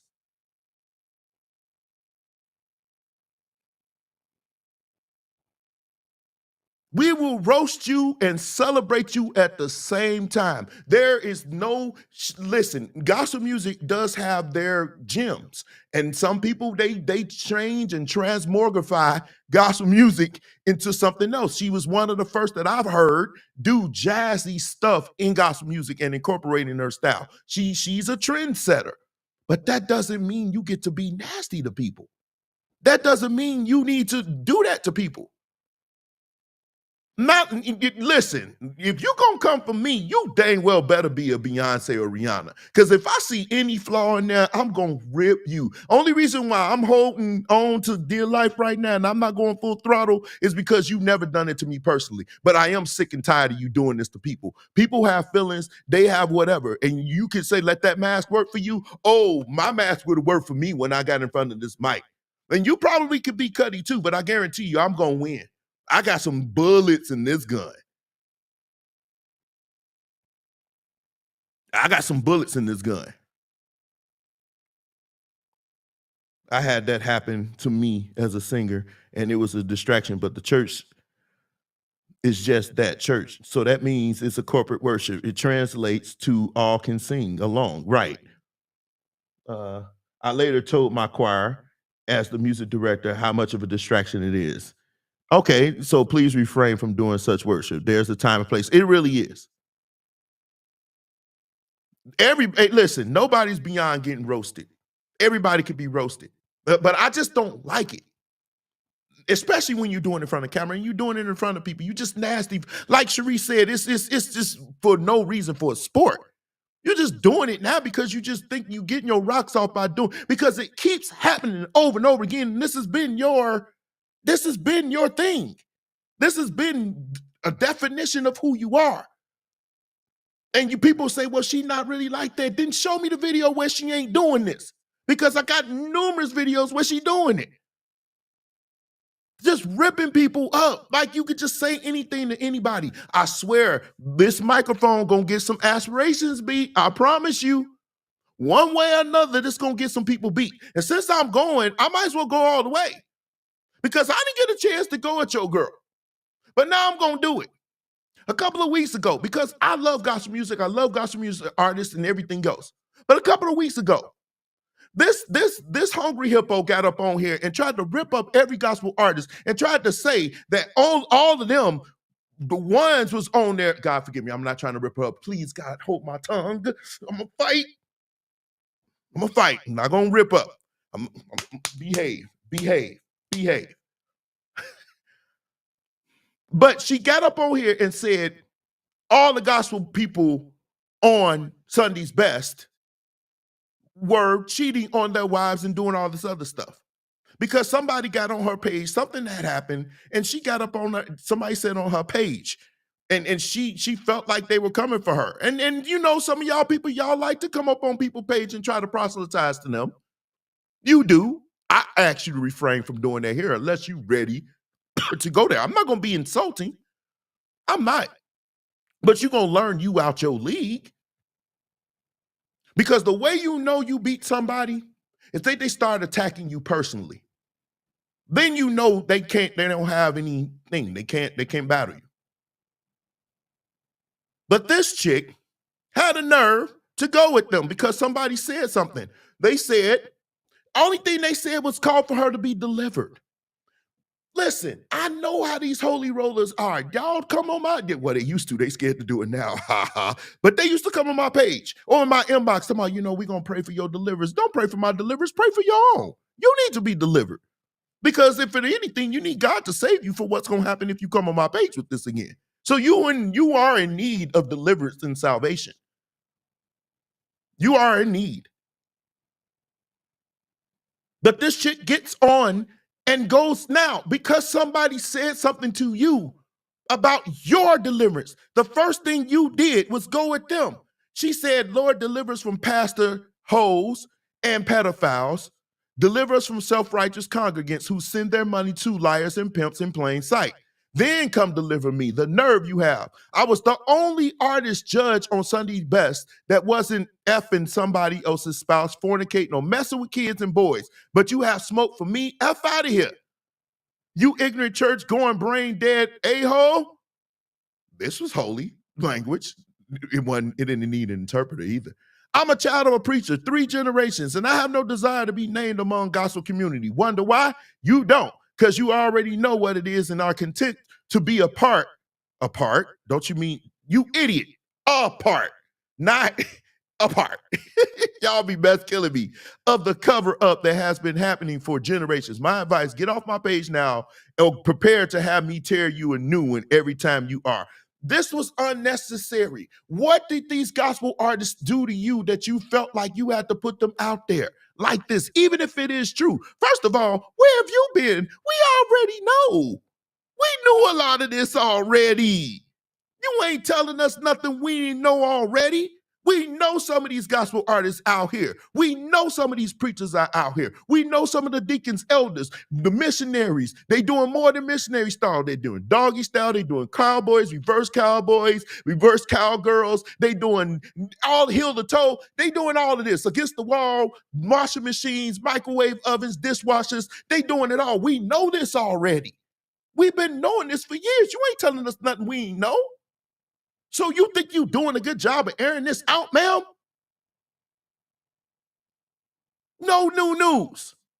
Type in the comment section, this ain't new. Type it in the comment section, this ain't new. We knew this. I was a child that knew this. It has not been, well, some of it has been a cover up. You're right. You knew I was going to be on one. So for you to get up here and think you telling us something, man, we know this. Then you followed it up with a video. Where is it? I'm one of the very few artists who have been able to record and tour with both gospel and R&B artists. Stop. Real quick. I've been doing professional gospel music. I've been doing this for over 30 years. 30. I can't remember one time when I was ever on a ticket with her when she was the headliner. I don't even remember a ticket that I was ever with when she was even there. And New G wasn't the only artist I played for. I played for quite a few, and I still don't remember you. You say you were on tour. What tour, ma'am? I'm not saying it didn't happen, but it surely didn't reach Chicago. Not that I know of. I can't remember. I could be wrong. And there's a reason why I'm going this hard. And I'm going to go to the flame screen today. It's happening. Let's go. And the lives that are lived by the people that you worship are despicable and disgusting. My heart was broken when I saw the things that happened on the road with a lot of these artists. This is bullshit. First of all, you act like you ain't know this before. You knew good and dang on well some of this stuff that be happening on these tours. You knew good and dang on well that some of these people that sing gospel ain't not. The thing is, that's gonna happen. I don't want to get ahead of myself. Let's just continue. Doing shows with these artists, all kinds of stuff. My heart was broken because there was still a part of me that believed that holiness without which no man shall see the Lord. That's biblical also. It took for me to tour. Real quick, let me give y'all a lesson. Well, let me see how much you know. Type in the section if you know what it means to be holy. What it means in a literal sense, like the definition, what it means to be holy. It really means 2 words. 2 words. But what it means to be holy, you can actually elaborate. I will let you type it in the section. What it means to be holy. What does it mean? Because I think we jack up what it means to be holy. Because if you really, really look up what it means to be holy, then it kind of destroys her argument to a degree. Let's continue. And to work and to do shows with these artists that call themselves gospel artists and preachers who tried to get in my bed. That's another story. You won't get it for free. refuse to give that for free.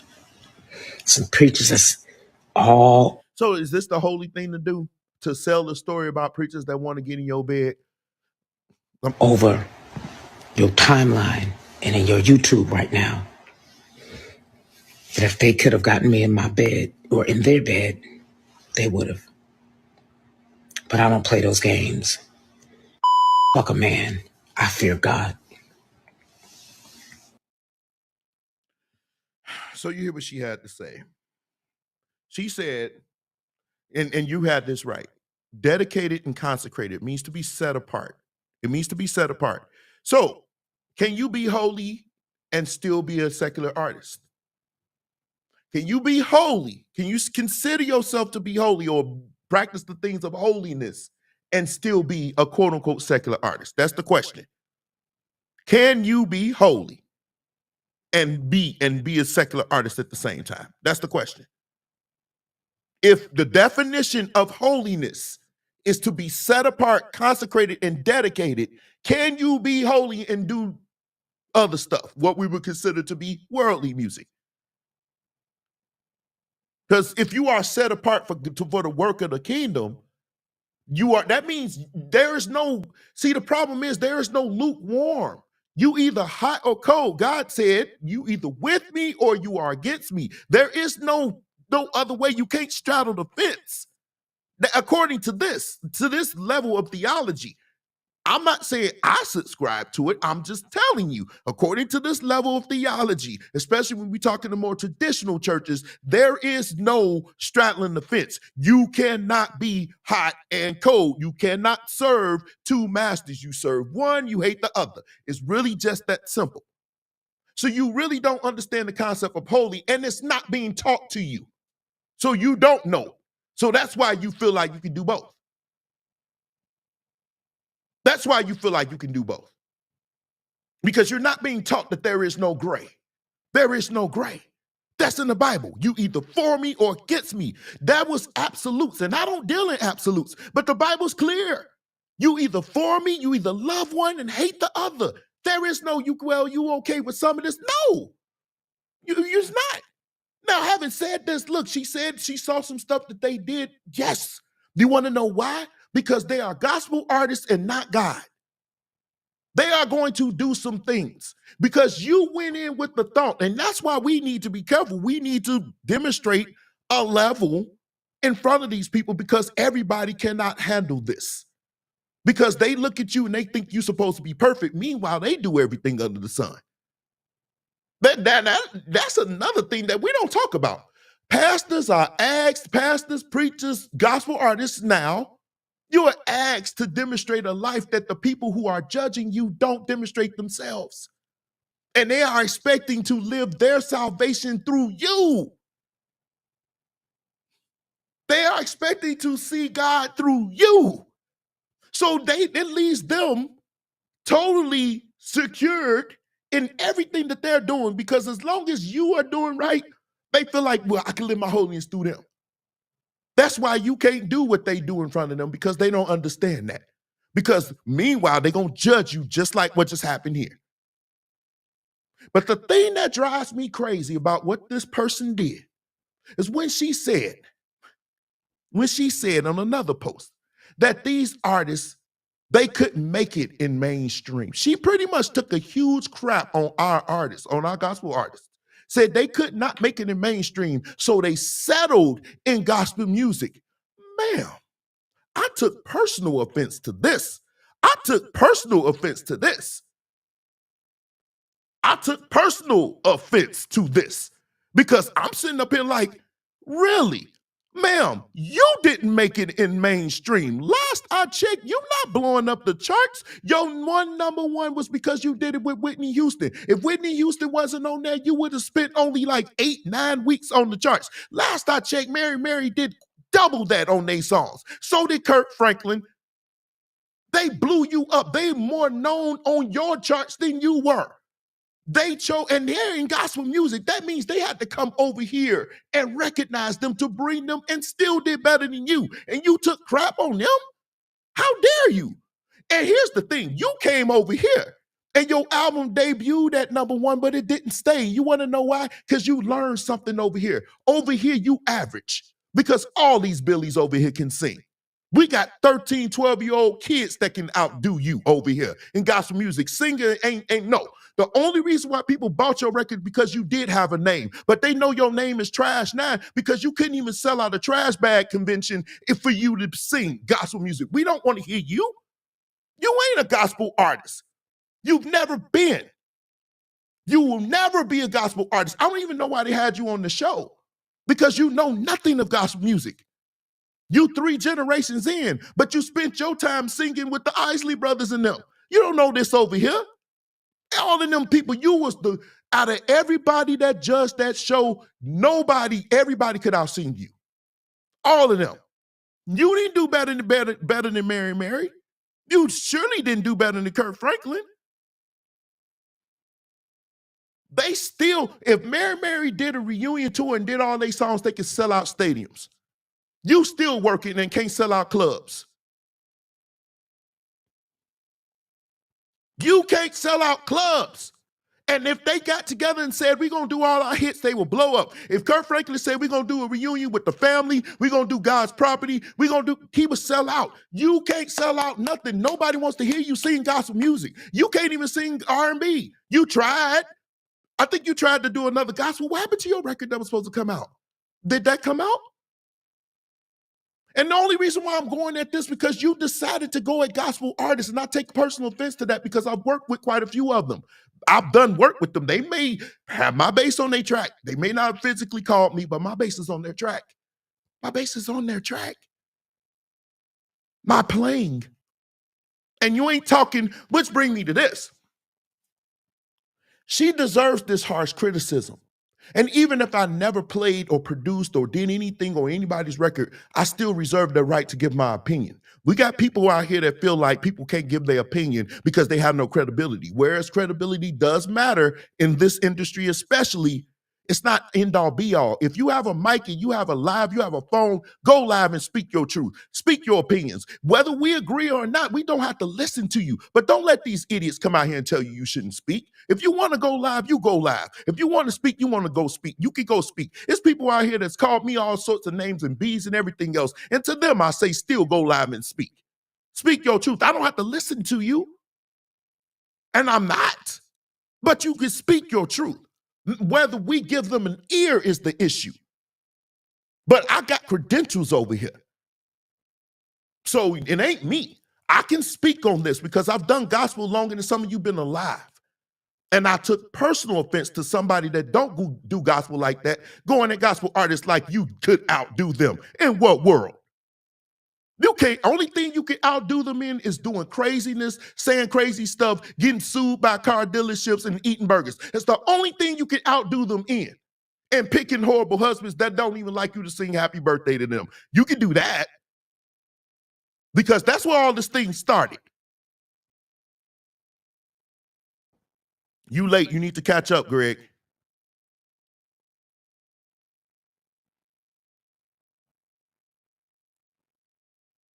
It is Kelly Price, Greg.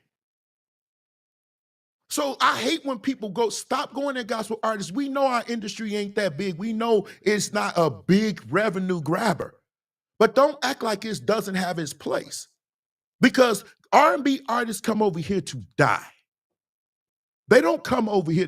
When they tail end of their career and they winding off into the sunset and it's pretty much over for them because they too old and too beat up. Because one thing I do know, in R&B to be successful, you need to be a sex symbol. And there is no world where you're a bigger sex symbol than Mary. Both of them had men wanting them. I don't know too many men that was trying to crawl up in your bed because I'm pretty sure the preachers that was in your inbox are probably nobodies that nobody else wanted anyway. And you probably need to check to see if they were checking for a dick on you, because if they was liking you, they probably like men too. So there you go. They probably like men too, since you want to go there, because the men that's worth something, they ain't coming for you. They going for Mary. They going for both of them. Both of them.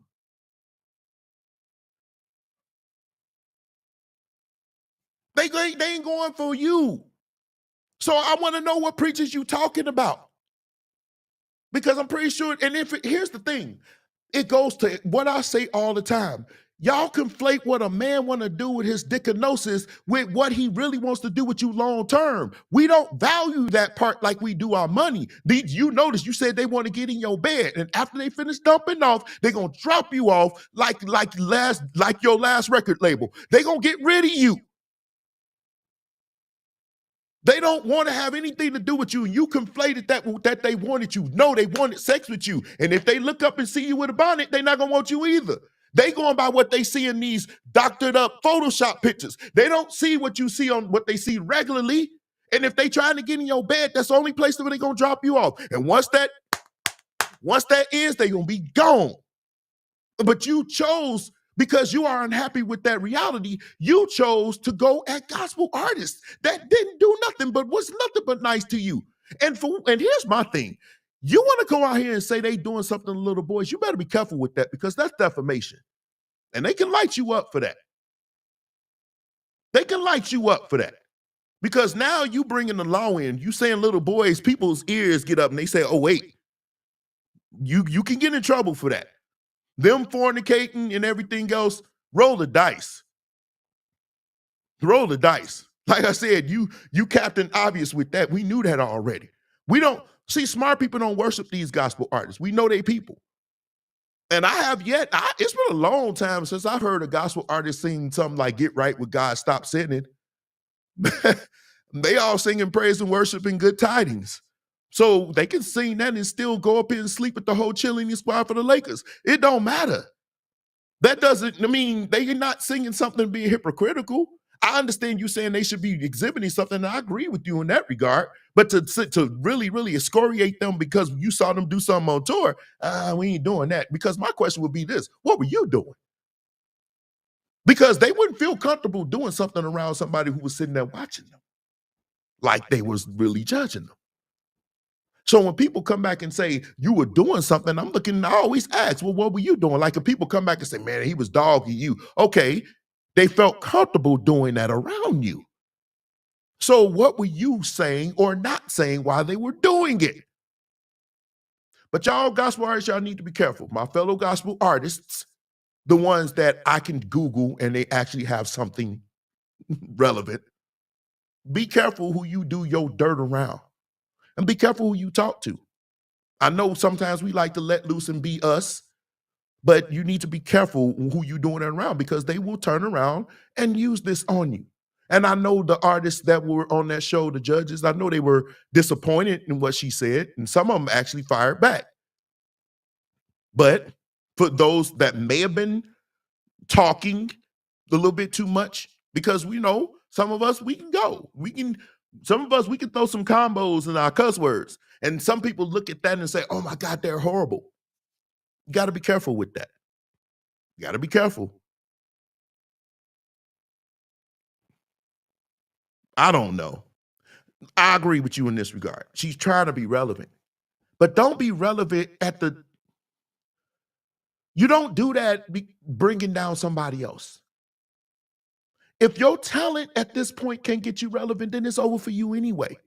And I'm telling you, one of the reasons why you can't make it in R&B, you didn't make it in mainstream, because one record exec told me that sex sells.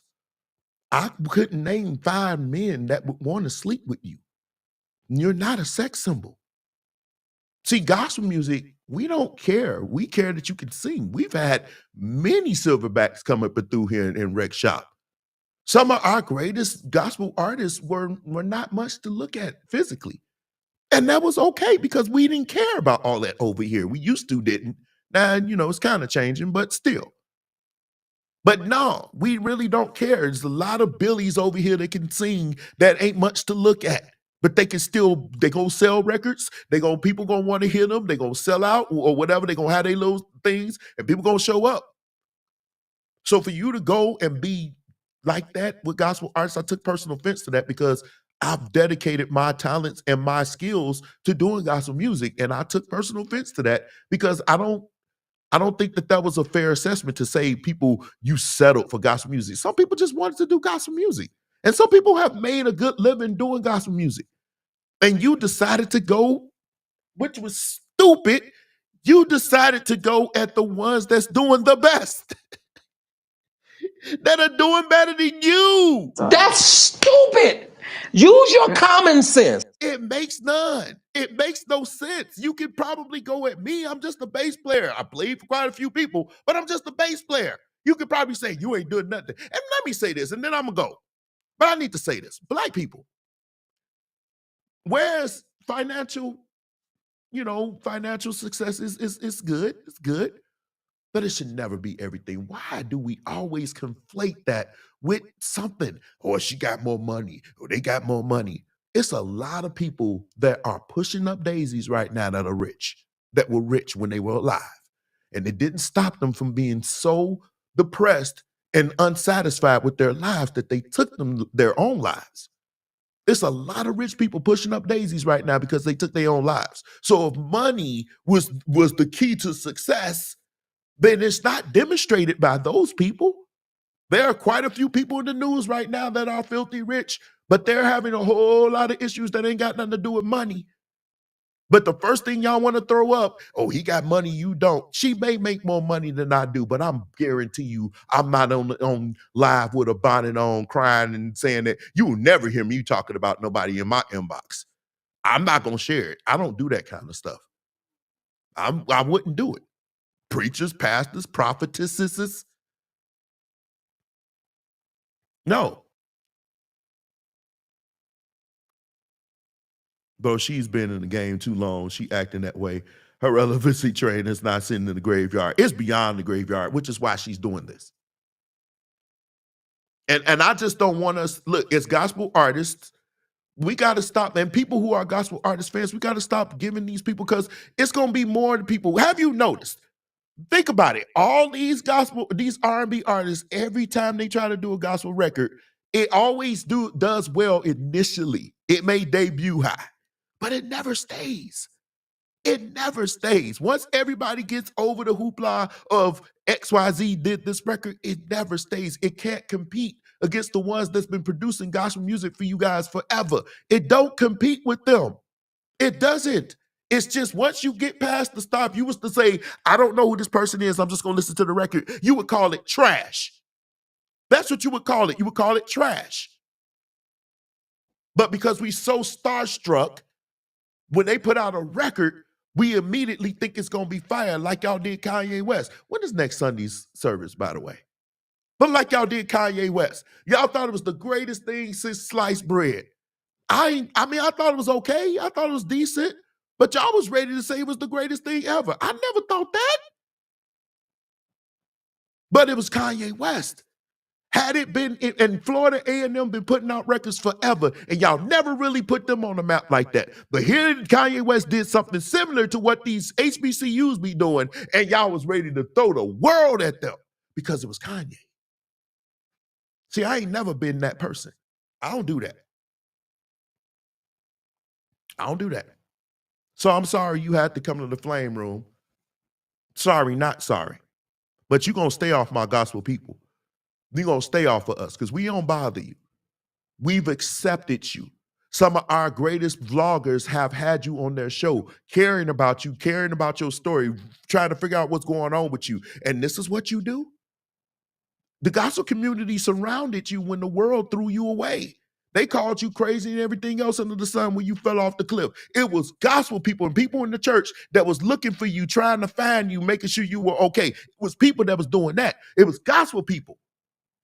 But then when you get upset, you decide over somebody that was on your page that we don't even know, you decided to bring up gospel artists. You decided to do that. Okay, her attitude is pretty bad, though. I knew a singer that opened for her, and she said Kelly Price basically told the sound engineer, oh, man, that is so, see, that's what I'm talking about. That's, look, I'm always from the school of thought. I mean, I know it's a little, listen, those of us who've been on tour, we know it get a little competitive here. You gonna close, you better bring it. You know what I mean? That's all I got to say, but well, you know what? No, it's some sabotaging that happens sometimes, but shh, shh, shh, shh. I believe now this ain't me knowing, but sometimes you feel like it because you see some things happen, you see some things change, and you like, why did this change? You know, this didn't sound like this in sound check. These settings weren't like this. This amp didn't sound like this, or this monitor setting what happened. And one things I do hate, I hate those little packs. Y'all, those of you who play or sing, you know those packs that they give you with the in-ears and you just put the in-ear in here and you latch it on? I hate those things. I hate them to the highest point. Why? Because most of the time the people that running it are not familiar with you. And they usually, you gotta keep telling them, turn this up, turn this down. I don't like that. That's too much. I like when I did it with Marvin Sapp. I do like when I use his. It's perfect, but they actually spend time in their sound check, and their guy knows their sound. He knows what it is, you know, how to set everything. So Marvin's gig is the only gig I ever did. Marvin Sapp's gig was the only gig I ever did where the sound pack thing was perfect.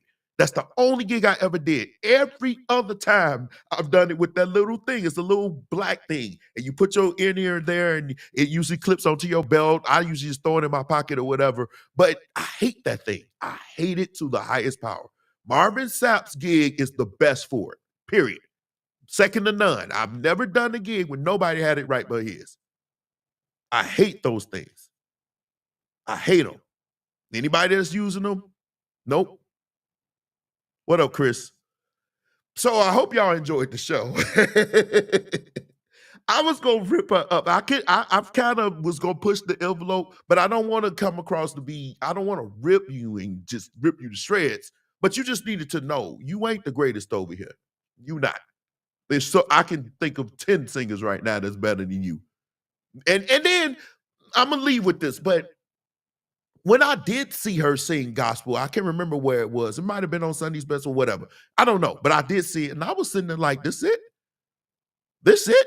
We could have drew an X on the stage and just let you just stand there."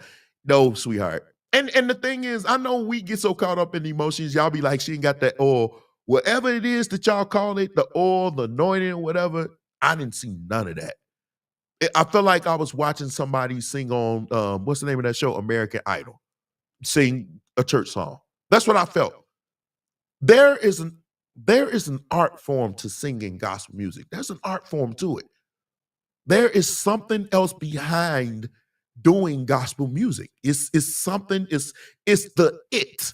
It's the it factor that gospel music has that's not found in another genre as it relates to doing church music. They can't come over here and do this no differently than we can go over there and do that. But I can guarantee you this, we can have people go over there and be successful faster than they can come over here and do what we do. I can guarantee you that. Because if you take away their popularity and their name, they come over here, they ain't nothing. They ain't nothing. You take away their name. If they was to say, we just gonna record and put it out just to see what it does, I can guarantee you they ain't gonna do nothing. It's not gonna be much of anything because you find out that you gotta really, really, really be able to sing and work a stage over here. You have to be able to sing, you have to be able to work a stage, you have to be able to work a crowd.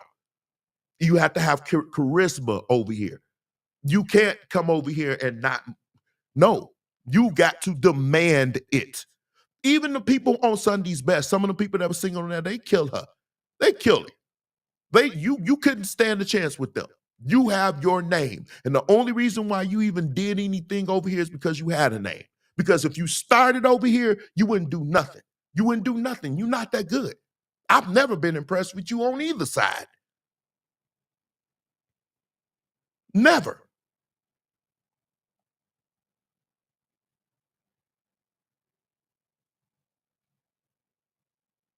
Man, right. Even her hits weren't even good enough. They didn't last long. Shackles, is that the name of the song Mary Mary did? Lasted longer on the R&B radio charts. Go look. It lasted longer than her songs, than any of her songs. The only song that did well was the one that she did with Whitney Houston. And you got to think about it. This is freaking Whitney Houston.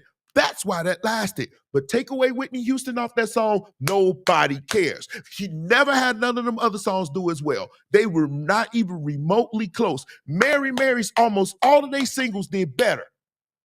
Almost all of them did better than her. Go look. It's on Billboard.com. Go look. Don't just take my word for it. Go look.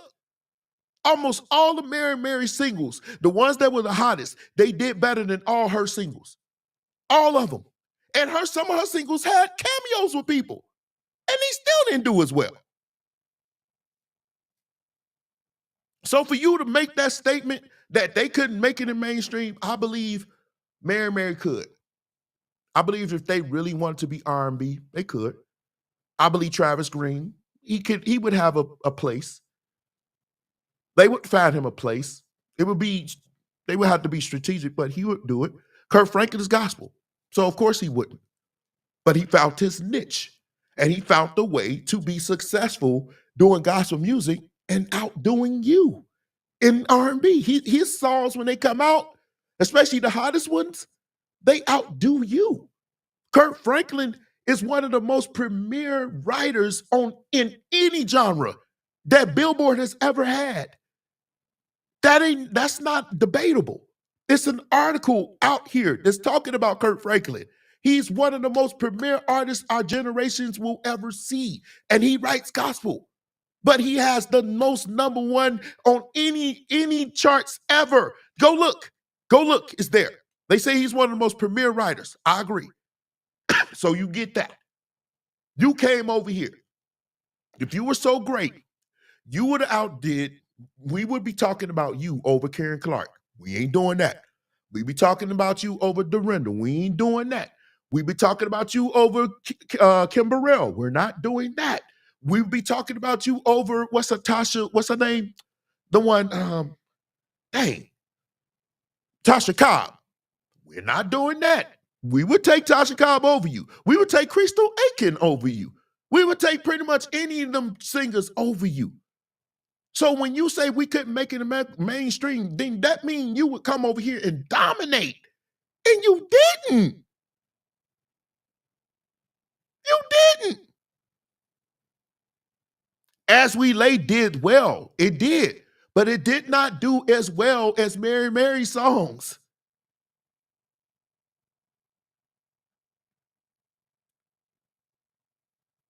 She did. I didn't say she had. Okay, let's not get it twisted. I didn't say she had busts. She had some good albums. But if you go look, wait, do I have it up? Hold on. Heartbreak Hotel, featuring Whitney Houston, Faith Evans. That's the one that she did. That's the only one. That's the one that went number one. That's the one. Yes, As We Lay was a remake, and it didn't do better than the original. It did not do better than the original. If you're gonna do a remake, it better kill. And it didn't do that. No. That record, hold on. I got it still up. And then you talk about Mary had they weeks on the charts was 21. God and Me had 21. Walking, whatever that is, that went 16 weeks. Shackles had 8 weeks on the chart. And it peaked. Theirs peaked at 30, 57, 58. Kelly Price's peaked number 5. Heartbreak Hotel. This is the radio chart history. Should have told Me peaked at 62. As We Lay peaked at 55. Friend of Mine peaked at 74. Mary's did better. Mary's did better. Mary did better. They just did. They songs stayed on the radio longer. They were better songs. So if you want to come for gospel artists, it's amazing. And even if she did do better than them, they should not even be competing with you. Gospel is like but a small smidgen of the whole circle. It's a small little cut. They got this little, they ain't even a triangle. It's more like a line. Then you got rock and R&B and hip hop and whatever. You got all of that. Gospel got this little thing. So you didn't need to tell me somebody from this little slit of this pie, of the whole pie, outdid you. You can't make it up. You can't make it up. So no, we ain't doing that. We don't attack gospel artists. You appreciate what we do over here. We may not be big revenue bringers or whatever overall, but trust me, you come over here in these woods, you're going to find out, because over here is talent. There's real talent over here. We're not talking about stupid stuff, and we don't celebrate ratchet music over here. There's real talent. Guess where your musicians come from? It's real talent over here. It's real singers over here. This is where y'all go to get your talent. That's why they go to church, to get their talent, because it comes from over here. So we ain't gonna sleep over here. We may not make that kind of money because nobody really, I mean, they do like to hear us, but we know it's not a big revenue bringer like that. And when you're talking about holistically, but yeah, let's not sleep. Gospel music got talent over here. So don't do that. That's the only thing that she said that kind of rubbed me wrong. Anyway. So yeah, and background vocalists, they all come from church. We ain't doing that. I know some people still would play for her, and I'm not saying you shouldn't go make that money. But one thing she won't do is come over here and saying, like, because now, here's the thing, that didn't help you. Because when you release, if you do an album, she had something that she was supposed to do. I don't know what happened to that record. But I think it was called Grace or something like that. I don't know what happened to that record. Not that I care. Tori, he said even Tori, look, gospel wasn't her thing. It just like, she had a good gospel record. It was back in like 2006. That's the gospel record that actually did pretty decently. That's the one that actually debuted very well, but it didn't stay. It didn't do, never would have made it. It didn't do Nobody Greater or one of Kurt Franklin's Reason Why We Sing or Brighter Day. It didn't do stuff like that. It didn't stay on that chart like that. It had no staying power. I think once people felt, they was like, oh, Kelly Price is doing a record. Let's check it out. And so, of course, it's going to peak high. But once they realized it had no oil, they were done. So anyway, Monday I'll be dealing with something that y'all probably never thought you'd see here. I want to deal with Geno Jennings. I know if you're a fan of him, you might not want to watch it Monday because it's some things that I want to show you. And you gonna be freaking out though. It's gonna be a good show though. It's gonna be a good show. And I hope you guys enjoy it. Thank you for staying up. It's 11:11. I can't believe I went this long. I wasn't even trying. And it's cold in here. I'm about to leave the studio and let this stuff rest. I'm about to turn it in. But I love you guys. See you guys Monday. If you have any things you want me to cover, keep sending your videos though. You're the reason why Preachers Gone Wild is a thing. You're the reason why Preachers Gone Wild is a thing. Preachers Gone Wild is a thing because you send me the videos, you be like, check this out. And most of the time, y'all are starting to get good with it. You'll send me a video and you'll say Preachers Gone Wild. So I already know that it's something that can make the show. You know what I'm saying? And because I try to keep the show, especially lately, I've been trying to keep it on topic. So I've been picking videos to kind of go along with what I'm really going to press on. That's cool. But I love the fact that you guys send me videos. And if you something for Preachers Gone Wild, I don't mind you saying Preachers Gone Wild. And then I know to look at it. But some of the stuff, trust me, some of these wild relationship stuff or stuff that's current events, I'm going to cover those too. But today, I just need to do those too. But I do love you guys. And I was joking. I was doing this dark humor and going at people and going to her, and it need to be done. But really, I don't mind criticism. And if gospel music and gospel artists are doing something that's not a great example of what we should be doing, then we should be criticized. I mean, I'm not against that. But what I don't like is you don't run other people under the bus when it's not even warranted. They didn't do anything to you. And to take shots at all gospel music people like that, some of these people I've served with and some of them I still serve with, you ain't going to do that. And so I had to, take it to the fire room. I don't even like to come to this room like that because you see this fire in the back, it's gonna be one. And I didn't go full throttle, but I was on the cusp. Y'all kind of kept me in line. But Monday is gonna be good though. So, but I love you guys, and I want you guys to take care of each other. Be safe out here. It's kind of icy, especially in the Midwest. It's really slick out here. And so be careful. This weather is getting really, really crazy. And people are starting to get crazy. It's an election year. So be ready for a whole lot of stupid foolishness on both sides. So I just want us to be careful and take care of each other and love each other. In Jesus' name, amen.